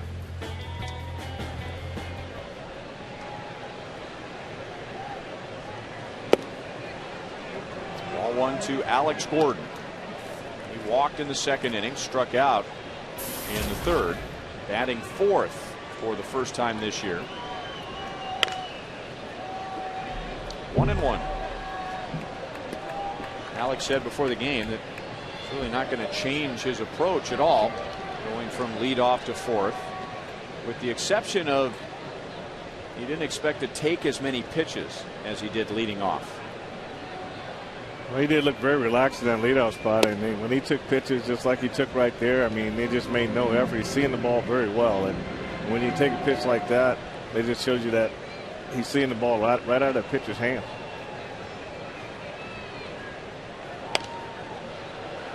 Two and two, and we asked you tonight in our Sprint You Call It question of the new top 4 hitters in the lineup tonight who will have the best night. Alex was at 53%. Melky Cabrera has 2 hits, so he has 25, taking a few votes away from Alex Gordon, who has just worked a full count. Melky has 2 singles to right field. Eric Hosmer is 0 for 3. Billy Butler is 1 for 3. And Alex Gordon is 0 for 1 with a walk.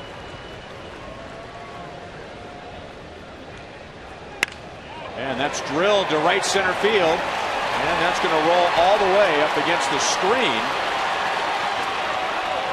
And Alex gets his first hit tonight. He has a 9-game hitting streak. And the Royals have a runner at second with 1 out.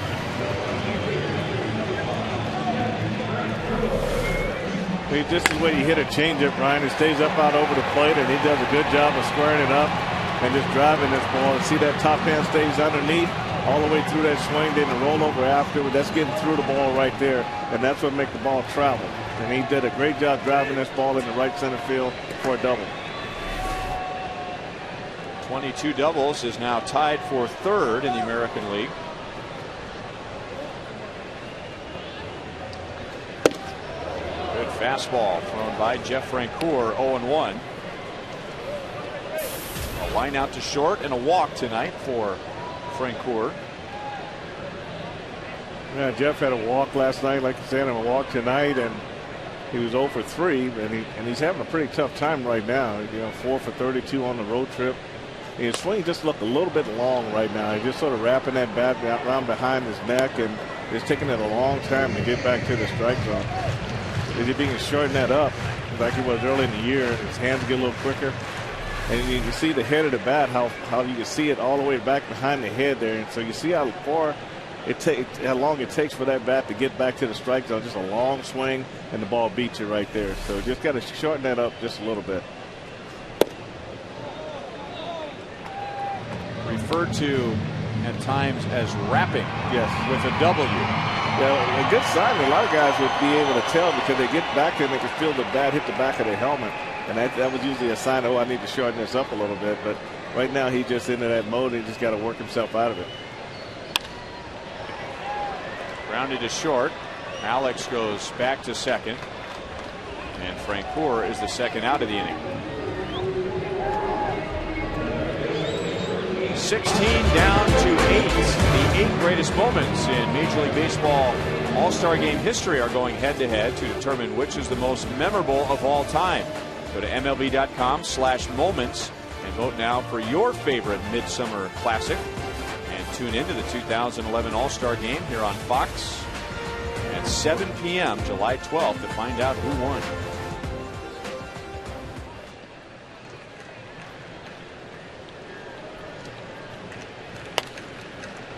One of my favorites, and not because it was a Royal, was Bo Jackson in the All-Star Game in Anaheim with Vin Scully interviewing then former President Ronald Reagan shortly after his second term expired, and Bo Jackson hit a home run to straightaway center field, to which Ronald Reagan said, "Oh my."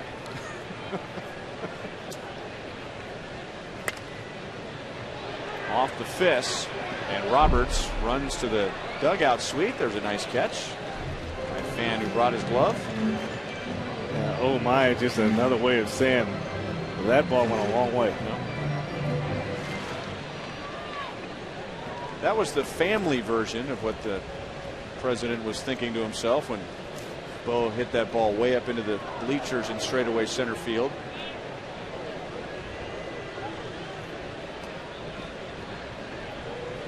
Moustakas has singled and struck out. Got him to chase a high fastball. Moustakas was just able to make some contact.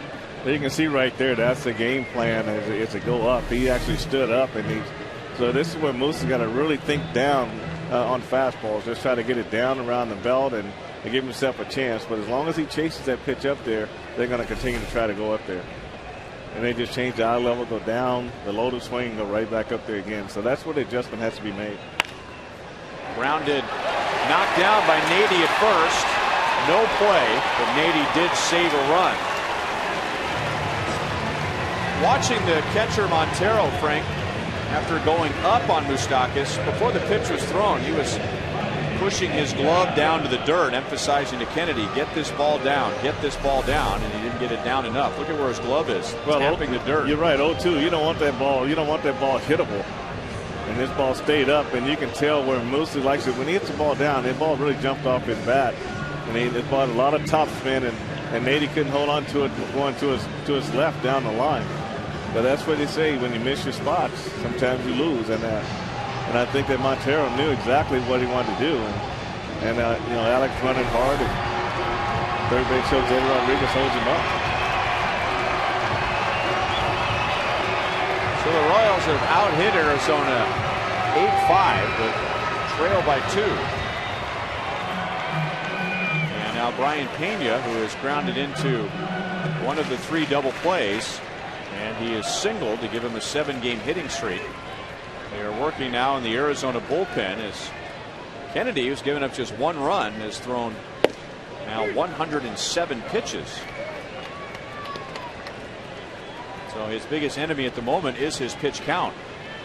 And this is a pitcher who, in his first 15 starts this year, 9 times he has gone 7 or more innings. And this is a Diamondbacks bullpen that's had its problems recently. Didn't have much trouble last night.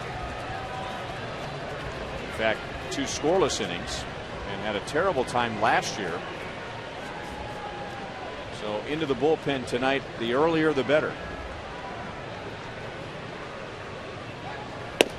Way outside, 1-2. Yeah, bullpens are usually better when you can keep them hopefully to 6 outs. And when they got to cover 9 and then 12 outs, sometimes they just falter. They're just not used to getting that many outs in one night. Micah Owings looks like he's ready. Just a pitch here and there to stay loose. Charles Nagy on the right with manager Kirk Gibson, and Pena strikes out, and once again Ian Kennedy squeaks through an inning. He's given up just 1 run.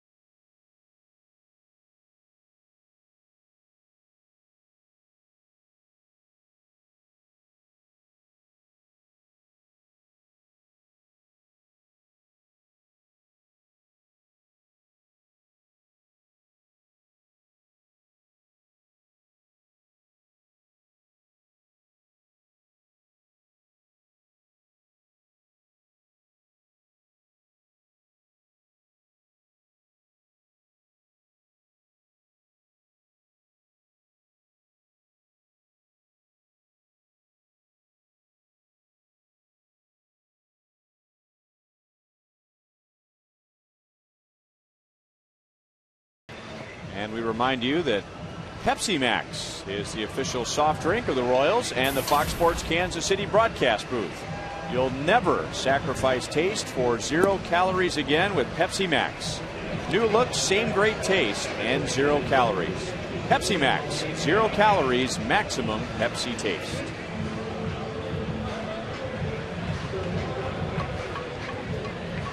Another beautiful night. It is not that windy tonight. But a great night to be at the ballpark at Kauffman Stadium. It's also a great night to send in your email questions at carsoup.com. And to go through a few of those questions, here's Joel. Ryan, thank you. Bob Gwartney of Prairie Village says, we saw Alex Gordon hit the wall last night. What sort of protection is on the wall by the scoreboard? And, of course, we saw him slamming into there. Now, he doesn't slam into the scoreboard. That's the good news. The bad news, as Jeff Rancourt won't slam into anything. No problems there. The bad news is he slams into some chain link fence there last night. So that scoreboard is protected by a chain link fence. Tough to see until, as the camera pulls out, you can see it a little bit. But that doesn't feel good, I am assuming. And Alex Gordon is a tough guy. Ryan, here's a question from Jared or Gerard Washington. Who should the Royals All-Star representative be this year? A lot of talk about that right now, a lot of debate. What do you think? Well, I like the fact that baseball's trying to do something to make the game more competitive. So I don't have a problem with the home field advantage thing. I mean, it might not be the best solution, but I like that they're trying to make a game out of it. So I say that, Joel, because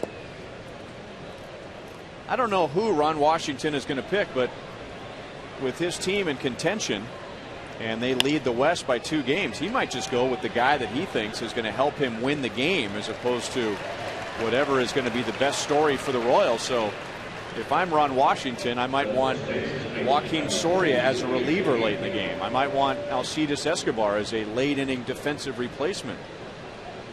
Shoot, I might take Gerard Dyson as a late inning pinch runner. I mean, that would open some eyes. I mean, he's going to try and win the game. Remember when Mark Redmond was selected by Ozzie Guillen, and yes, everyone thought, why Mark Redmond? And I think that was the first year. I don't remember for sure, that the winner decided home field advantage in the World Series. And Joel, Ozzie Guillen just wanted another left-hander in the bullpen, and that's why Mark Redmond was the Royals representative that year. Another wild card could be Melky Cabrera, because he's the guy that is a switch hitter, and you can use him late in the game to pinch hit, and he plays all outfield positions. And only Frank can mention Melky, and then Melky makes a catch.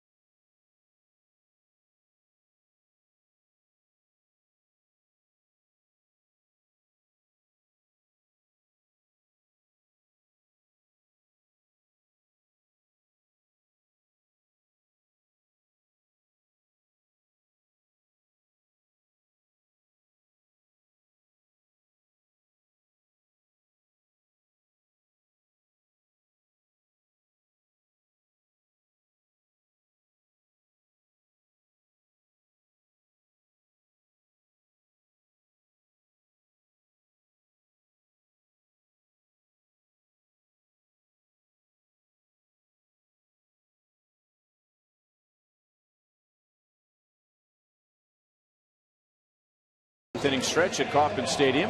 And before we get to the bottom of the 7th, here is tonight's defensive play of the game. Brought to you by the Home Depot, doing more on defense. This is Jeff Francis really helping himself right here get out of a tough spot with a 1-6-3 double play. Takes a nice throw to Escobar. We're having a high throw, but was able to get it over to Hosmer to complete the play. This is Micah Owings in a Chevy call to the bullpen. So Ian Kennedy goes 6 innings. He gives up 8 hits, but only 1 run. The Royals had 10 base runners against Kennedy in 6 innings. But thanks in large part to 3 double plays, Kennedy was able to pitch himself around the trouble. The only run that the Royals scored tonight against Kennedy was on a ground ball double play. Escobar fouling it off the support of our robotic camera behind home plate. Now Cetus has grounded out to third and grounded out to short.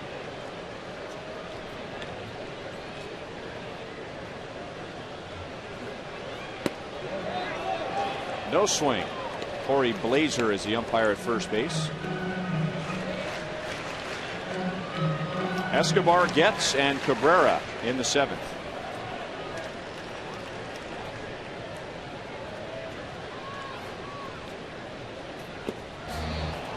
And Escobar strikes out. So 5 strikeouts for the Royals tonight. Good start for Owings. And now Chris Getz.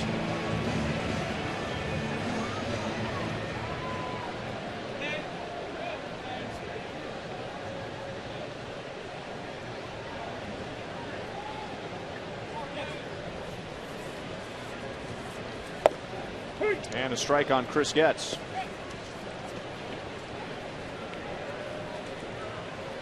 One for 2 with an infield single, and the Royals run back in the 3rd. Getz has hit in 6 in a row. 0-2. Micah Owings going back to the Diamondbacks, originally from their system, drafted out of Georgia Tech in 05, traded to the Reds. He played there in 09 and last year. And now back with Arizona. Shallow left, and it drops in front of Bloomquist. So a 1-out single for Chris Getz. He has a 2-hit game. Well, Getz, he just does a good job of just putting the bat on the ball. I mean, I just admire the way he just really just said, okay, this is kind of hitter I am, so I'm not going to try to do anything more. I'm just trying to get my singles, just try to make contact and let the ball go where it might go. But that's just all he does right there, just take a nice, easy swing and gets himself a base hit.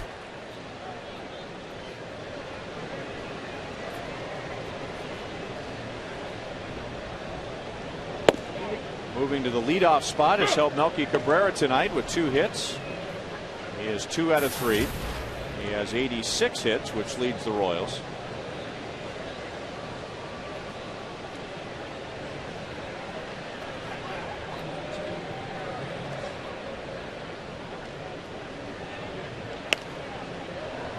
Oh, 2.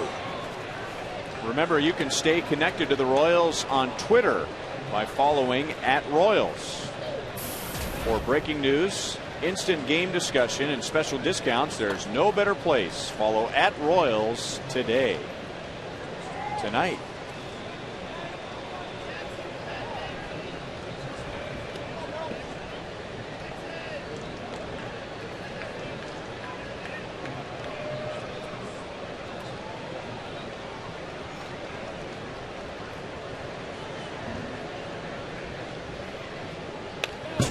Micah Owings' best major league season was 2007. He won 8 games for the Diamondbacks, but he is known as much for what he has done at the plate than what he's done on the mound. He is an excellent hitting pitcher. A .293 career average. He has 9 home runs. And when he was traded from Arizona to Cincinnati back in 2009, he did not pitch for the Reds when he got there, but he did appear as a pinch hitter. It's a fly ball to center field from Melky Cabrera, and there are 2 outs in the 7th inning.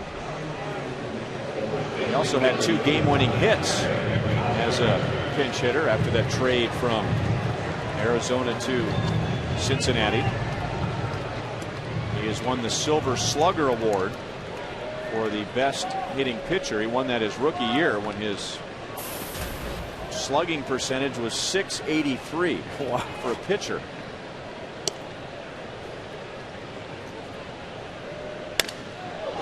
Shattered bat, and that's a foul ball. Almost got Chris Getz on the ankles.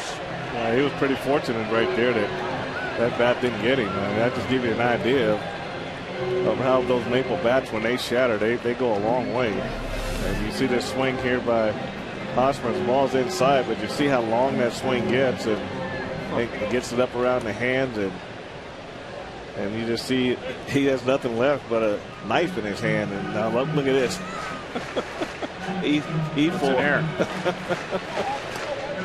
I think there should be a rule that if you foul a pitch off, but your bat stays in fair territory, and they throw you out with your bat, that's an out.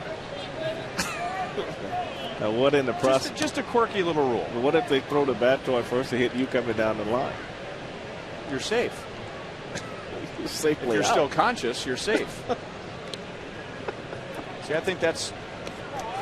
I'm kind of defending Roger Clemens in a way from that Piazza play. You know, he was trying to field the bat. But he forgot where first base was. Yeah. I never did buy I like that rule. I never did buy that explanation. I like that rule. The ball is foul, but the bat is fair. Then the bat is live. And you can throw the guy out with the bat. But what first baseman is going to stand there and try to catch the bat? Hey, you might get an out of it. I mean, you might get more than that. Still 0-2 on Hosmer, 0 for 3 tonight. Lost an extra base hit on a running play by Chris Young to the warning track in the 5th inning.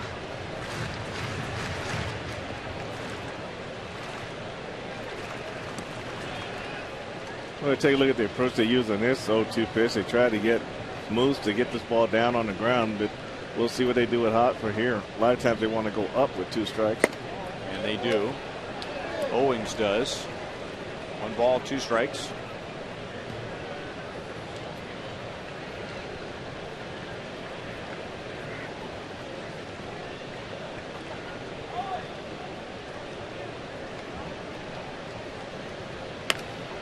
And again, chased a pitch that was up and out of the strike zone. 1 ball, 2 strikes.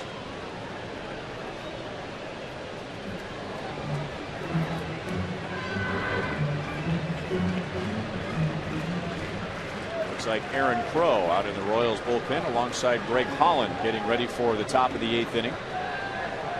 Jeff Francis has gone the first 7. He has had 99 pitches.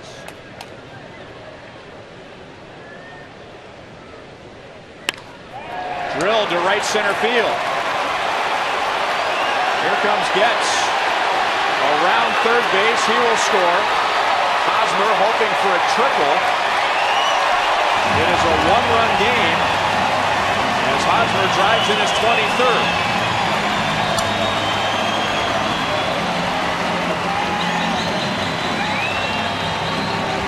And the one thing about Eric Hosmer, we say you got to really lay off the high fastball and think down. And you think down and not over the plate, now you get to see the full potential of what he can do when he hits the ball. And he just stays right in there and just did a good job just squaring this pitch up. Hit it in the right center field. The ball splits the outfielders in a hurry, and you see the speed of a guy Eric Hosmer's size when he runs this triple. And Chris Getz scores easily from first base, and Eric Hosmer's feeling a whole lot better. So the time run at third base with 2 outs. Owings against Billy Butler, and over the inside for strike 1. Billy singled in the 3rd inning. So 1 out of 3 overall. Batting average stays at .304.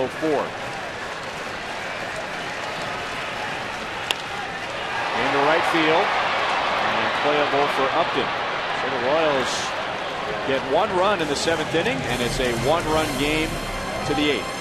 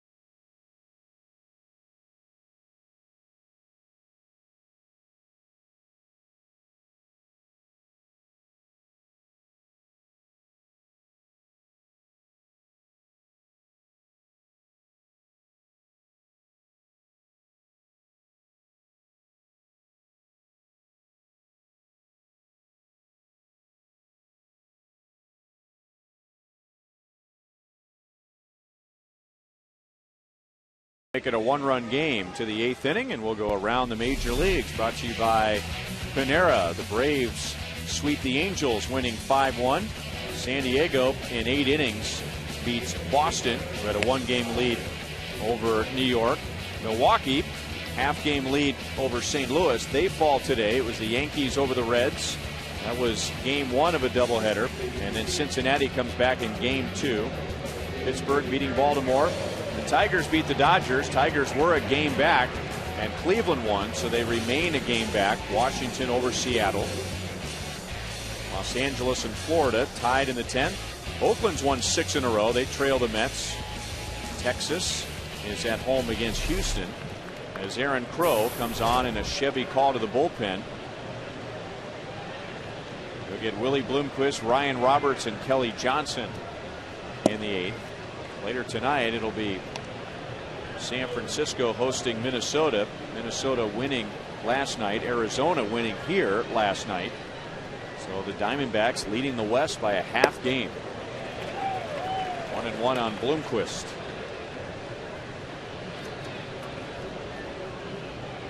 Everything pretty close in all the divisional races.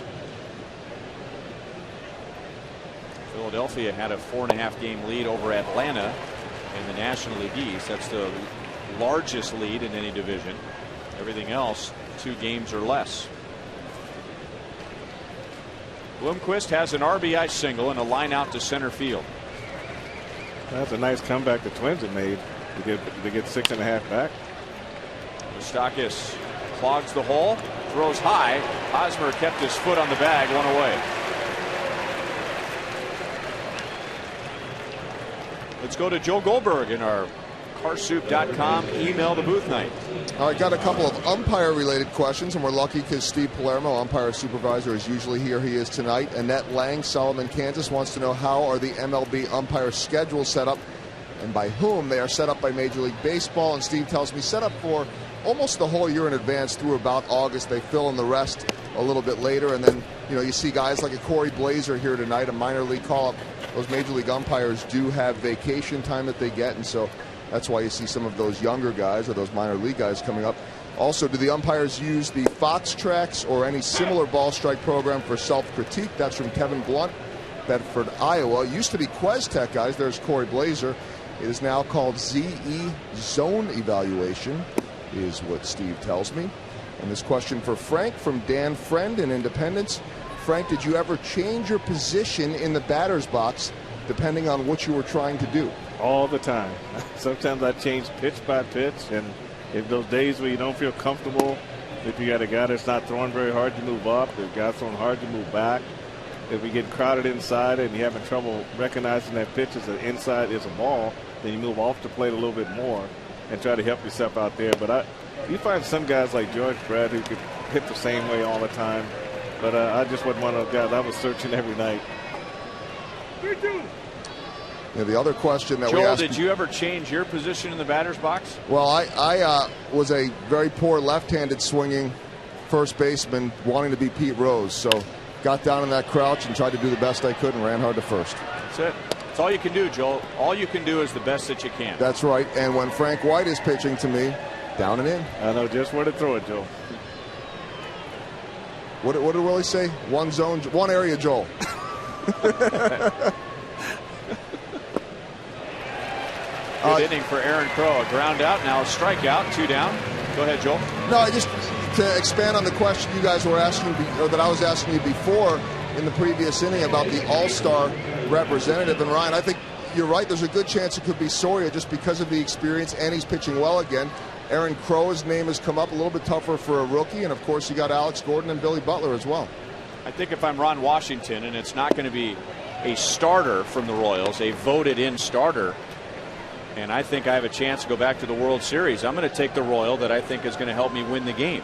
Well, a lot of times managers will want that switch hitter late in the game to give them some options. You got the guy like Cabrera who's having a good year for the Royals. I mean, he's a guy that you can bring in to pinch run, pinch hit. He can play all the outfield positions. So with the pitchers, I don't think they can take it as many guys that can only go one inning. I think they've taken more guys that can pitch more than that this year, and they might lead more to our position play. A scoreless 8th inning for Aaron Crow.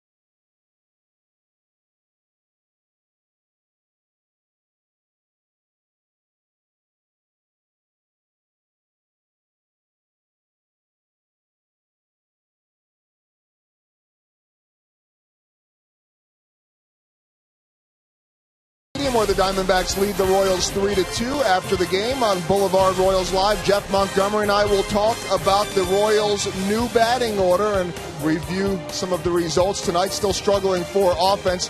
Jeff Francis continues to pitch well at Kauffman Stadium. We'll talk about that.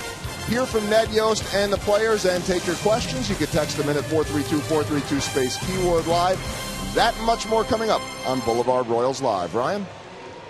Okay, thank you, Joel. We got a couple of changes for Arizona in the bottom of the 8th. Gerardo Parra, who started in left field last night, will take over for Willie Bloomquist. And David Hernandez will pitch the 8th, as he did last night. Phase 4, only gave up a walk. Alex Gordon leads off, and just to get back to Joel's Carsoup.com question, I think if you were to take a player based on numbers and just the Royals' best all-around player, their best representative, I think you could look at Alex Gordon, who has 9 home runs, tied for the team lead, 43 RBIs, tied for the team lead, a team leading 22 doubles. You could also look at Jeff Francoeur, who has 9 home runs, 43 RBIs, and of course both Gordon and Francoeur have been excellent in the outfield, and Melky Cabrera has very similar numbers. Ryan, just to add 1.2, Jeff Francoeur played for Ron Washington last year, so that certainly can't hurt him. And Alex Gordon, lefties versus righties, dead even going into tonight's game at 287 average for each. So a very balanced season for him, all the way across the board.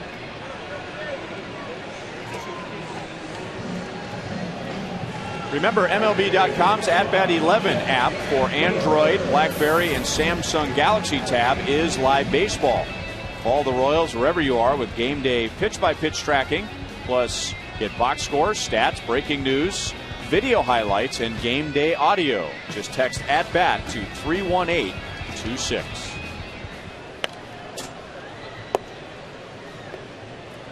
And I guess if you were to go with sheer numbers out of the Royals bullpen, I guess Aaron Crow would get some consideration. His ERA was 1.34 before he just pitched a scoreless 8th. So there isn't one guy that stands above the rest. And it's my opinion, I don't have any insight on this, but I think in the end, Ron Washington again is going to go with whoever he thinks is going to help him win that game.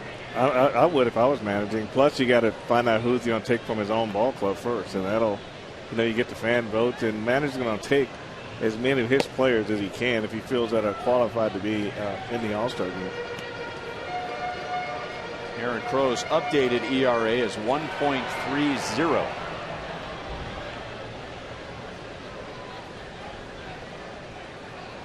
Nobody warming up in the Royals bullpen, so it's like we could see Crow in the top of the 9th. If the Royals were to tie the game or take the lead, Joaquin Soria would be warming up. 2 down as Hernandez strikes out his first. And Mike Moustakas, interesting as Moustakas digs in, and every guy gets to pick his going to the plate song. And Mike Moustakas going to the plate listening to Jimi Hendrix, who I think was dead for about 20 years before Moustakas was born.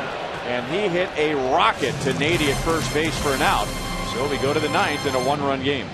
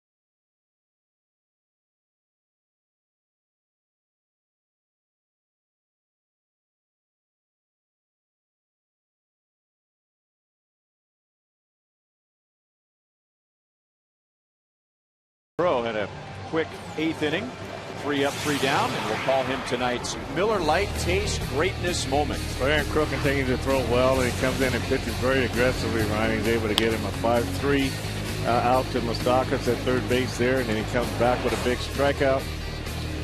And then he finishes this inning off with a line drive that's caught at shortstop by Escobar. He'll get to 3, 4, and 5 hitters in this inning, and a disappearing slider thrown to Justin Upton. A single back in the first inning, 1 for 3.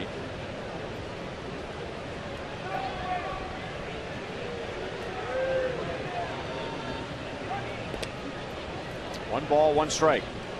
Diamondbacks in the first 4 innings, just like last night, had 1 hit. That's it. No runs. But then started scoring in the 5th, as they did last night.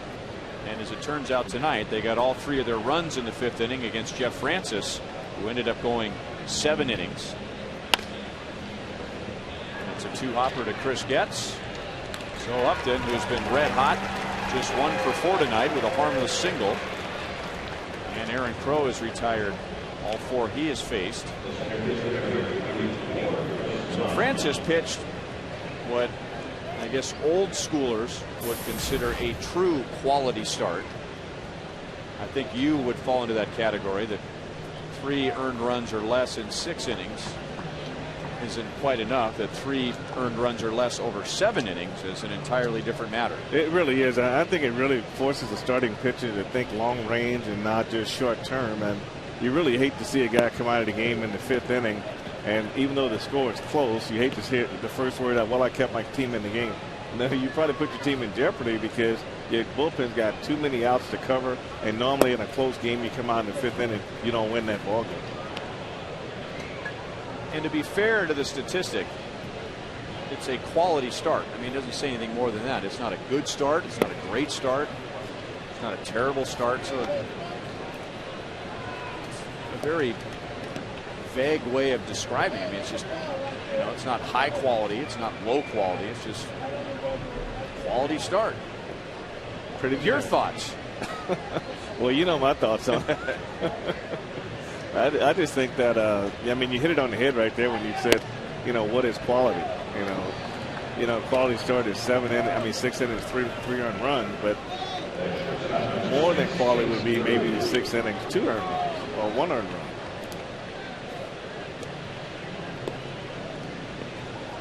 So Crow walks Chris Young with 1 out, and that's the first walk given up by a Royals pitcher tonight. And now Stephen Drew comes to the plate. 1 hit and 3 at bats. A single back in the 5th inning.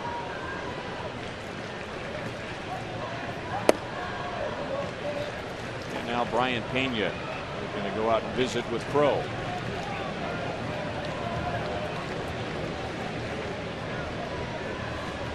Same time tomorrow night, Felipe Paulino still going for his first win since joining the Royals, and he'll be pitching against Daniel Hudson.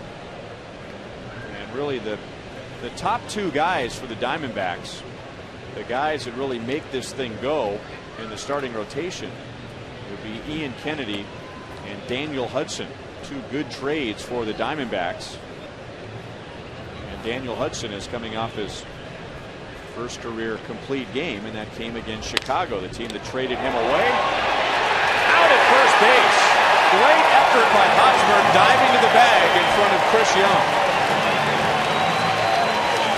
So that gives the Royals a lift, and they will use that for inspiration as they come up down by 1 in the bottom of the 9th.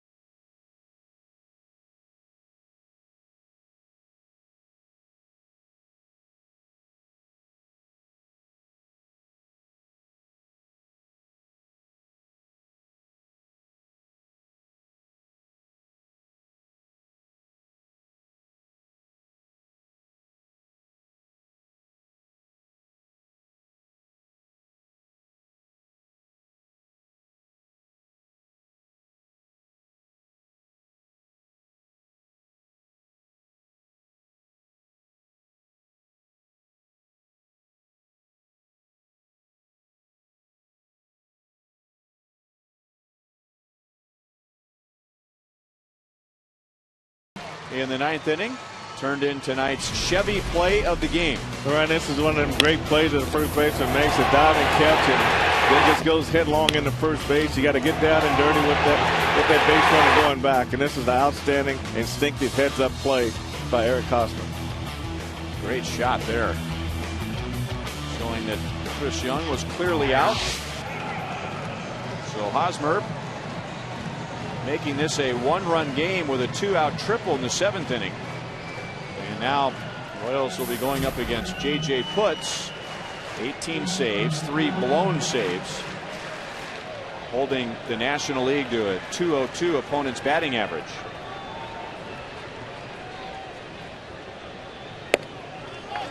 Ball 1 to Brian Pena, 1 for 3 with a single in the 2nd inning. Alcides Escobar after Pena, and then Chris Getz.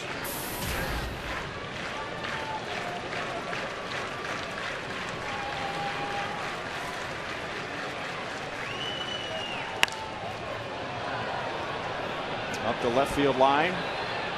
Long run for Parra. He goes sliding up against the padded wall. And it's 1-1 on Pena.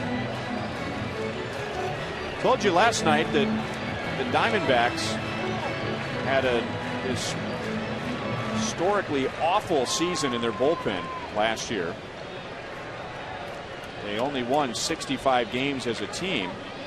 And their bullpen ERA was 5.74, 24 blown saves. So they went out and they got David Hernandez in a trade with the Orioles, and they signed J.J. Putz.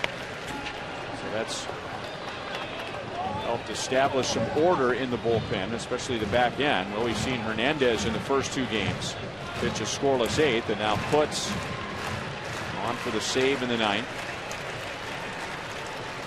Royals have seen quite a bit of him when he was pitching for the Mariners.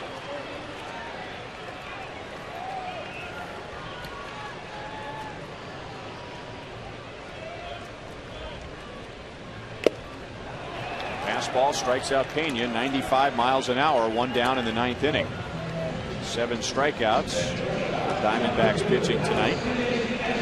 Last year, J.J. Putz pitched for the White Sox. He had only 3 saves, as the White Sox still had Bobby Jenks. But they thought they could get by this year with Matt Thornton closing out games. And I've heard from a few people that the White Sox are, or at least people connected to the White Sox, that question the decision to let J.J. Putz get away. I think one of the things with Putz and Jenks is that they, just being consistent. I think that was the one thing that they had trouble getting done with the White Sox. Is you go out and you put one guy in there, and the game is over. And then you put Jenks in there, he can't throw strikes. And I think Ozzie probably just got frustrated with the lack of inconsistency.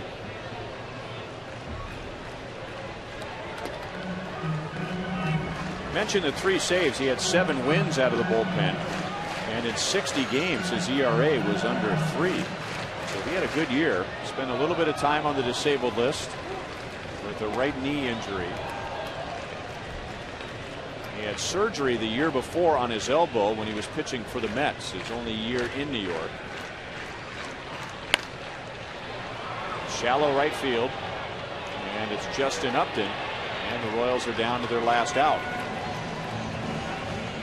But this is a guy who's had as many as 40 saves in a season, and another season where he's had 36 saves. So he's Kirk Gibson's closer this year, and the Arizona Diamondbacks are 1 out away from taking a full 1-game lead over San Francisco in the National League West. And the Giants are at home tonight playing the Twins. It's not the team you want to be playing right now. Minnesota's won 8 in a row. And they're playing really well. A 2-hit game for Chris Getz, and he has scored both runs.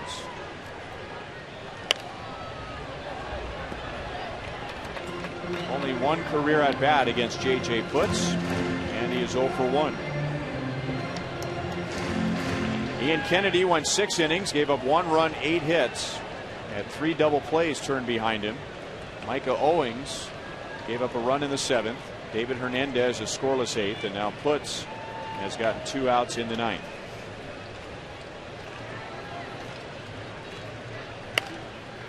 No balls, 2 strikes.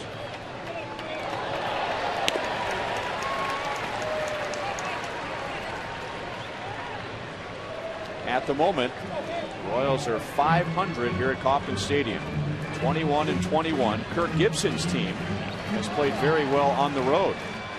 They have a winning record away from Phoenix, 18-17, and they're just beginning a stretch of games where they were played 16 out of 19 on the road. Still 0-2. You got to be ready to play when you go on the road for that many games, and you just got to treat it like you are at home. You got to come out ready to play, and I think some teams feel comfortable on the road and they can win those games, but you know, it depends on the manager, and Kirk Gibson's one of those guys that he wants you to think the same whether you're at home or on the road. He doesn't really believe in home field advantage in baseball. He just go out there and play good hard, old-fashioned baseball.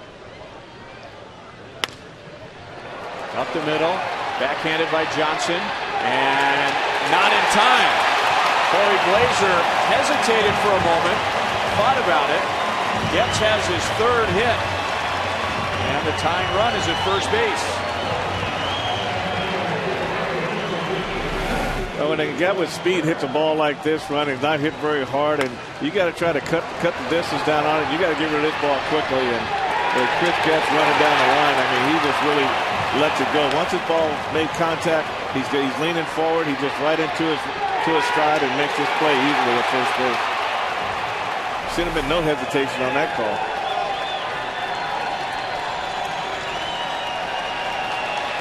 And now Melky Cabrera, 2 out of 4 with 2 singles.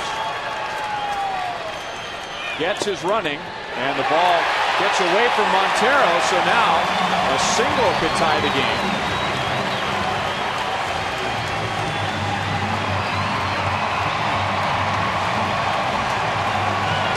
Well, at 2 outs and nobody on, an infield single and a stolen base. And that's injected some life into the crowd here tonight. Chris Getz wasted no time getting down to second base, and you know, something that went through my brain there right before as soon as he got that base hit, even though Chris could steal bases, I kind of had Gerard Dyson in my mind of coming out and pinch running in that situation. 11 stolen bases for Getz.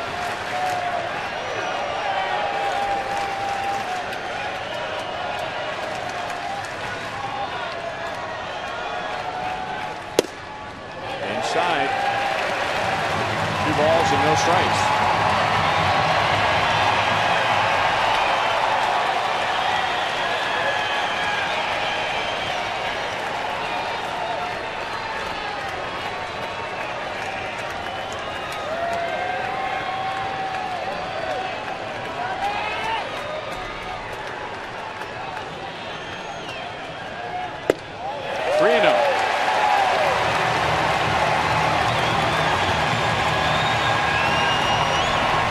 Situation with a base open, they're not going to give Melky Cabrera too much to hit right here. They got the rookie Eric Hosmer in the on-bench circle, and they probably rather pitch to him than to let Cabrera sit there and get 2 good swings against Putz.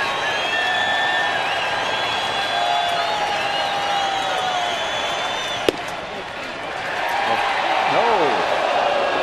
Melky thought it was a 4-pitch walk. Fox Tracks said it was in the strike zone, 3-1. Just one of those perfect pitches on 3-0. Just trying to keep the ball out of center of the plate.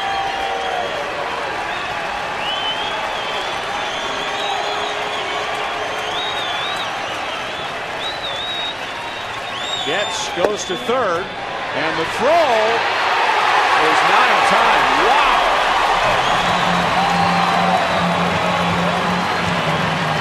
Another stolen base, but maybe a little too close for comfort. Well, definitely too close for my comfort. I mean, if I'm the hitter, I'm saying, my goodness. I mean, you got Melky Cabrera on a 3-1 count, and Getz takes off, and he takes it like he's faking a bunt when he should be looking to try to drive that ball on 3-1.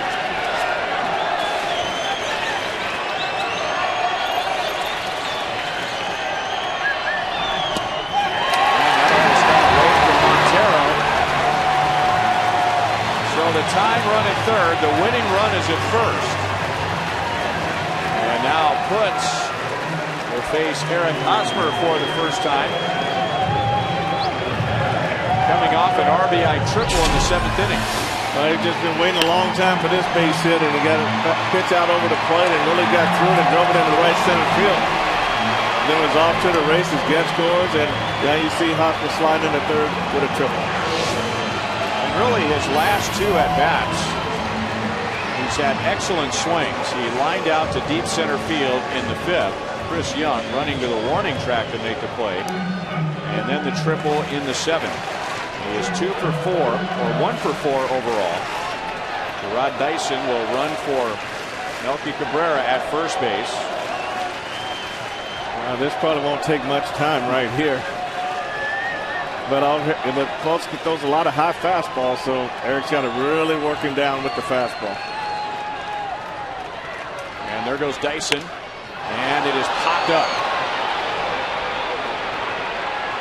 So Drew out into shallow left field, and that's the ball game. So a dramatic finish. But the Royals come up short, and Arizona's won the series, winning tonight 3-2.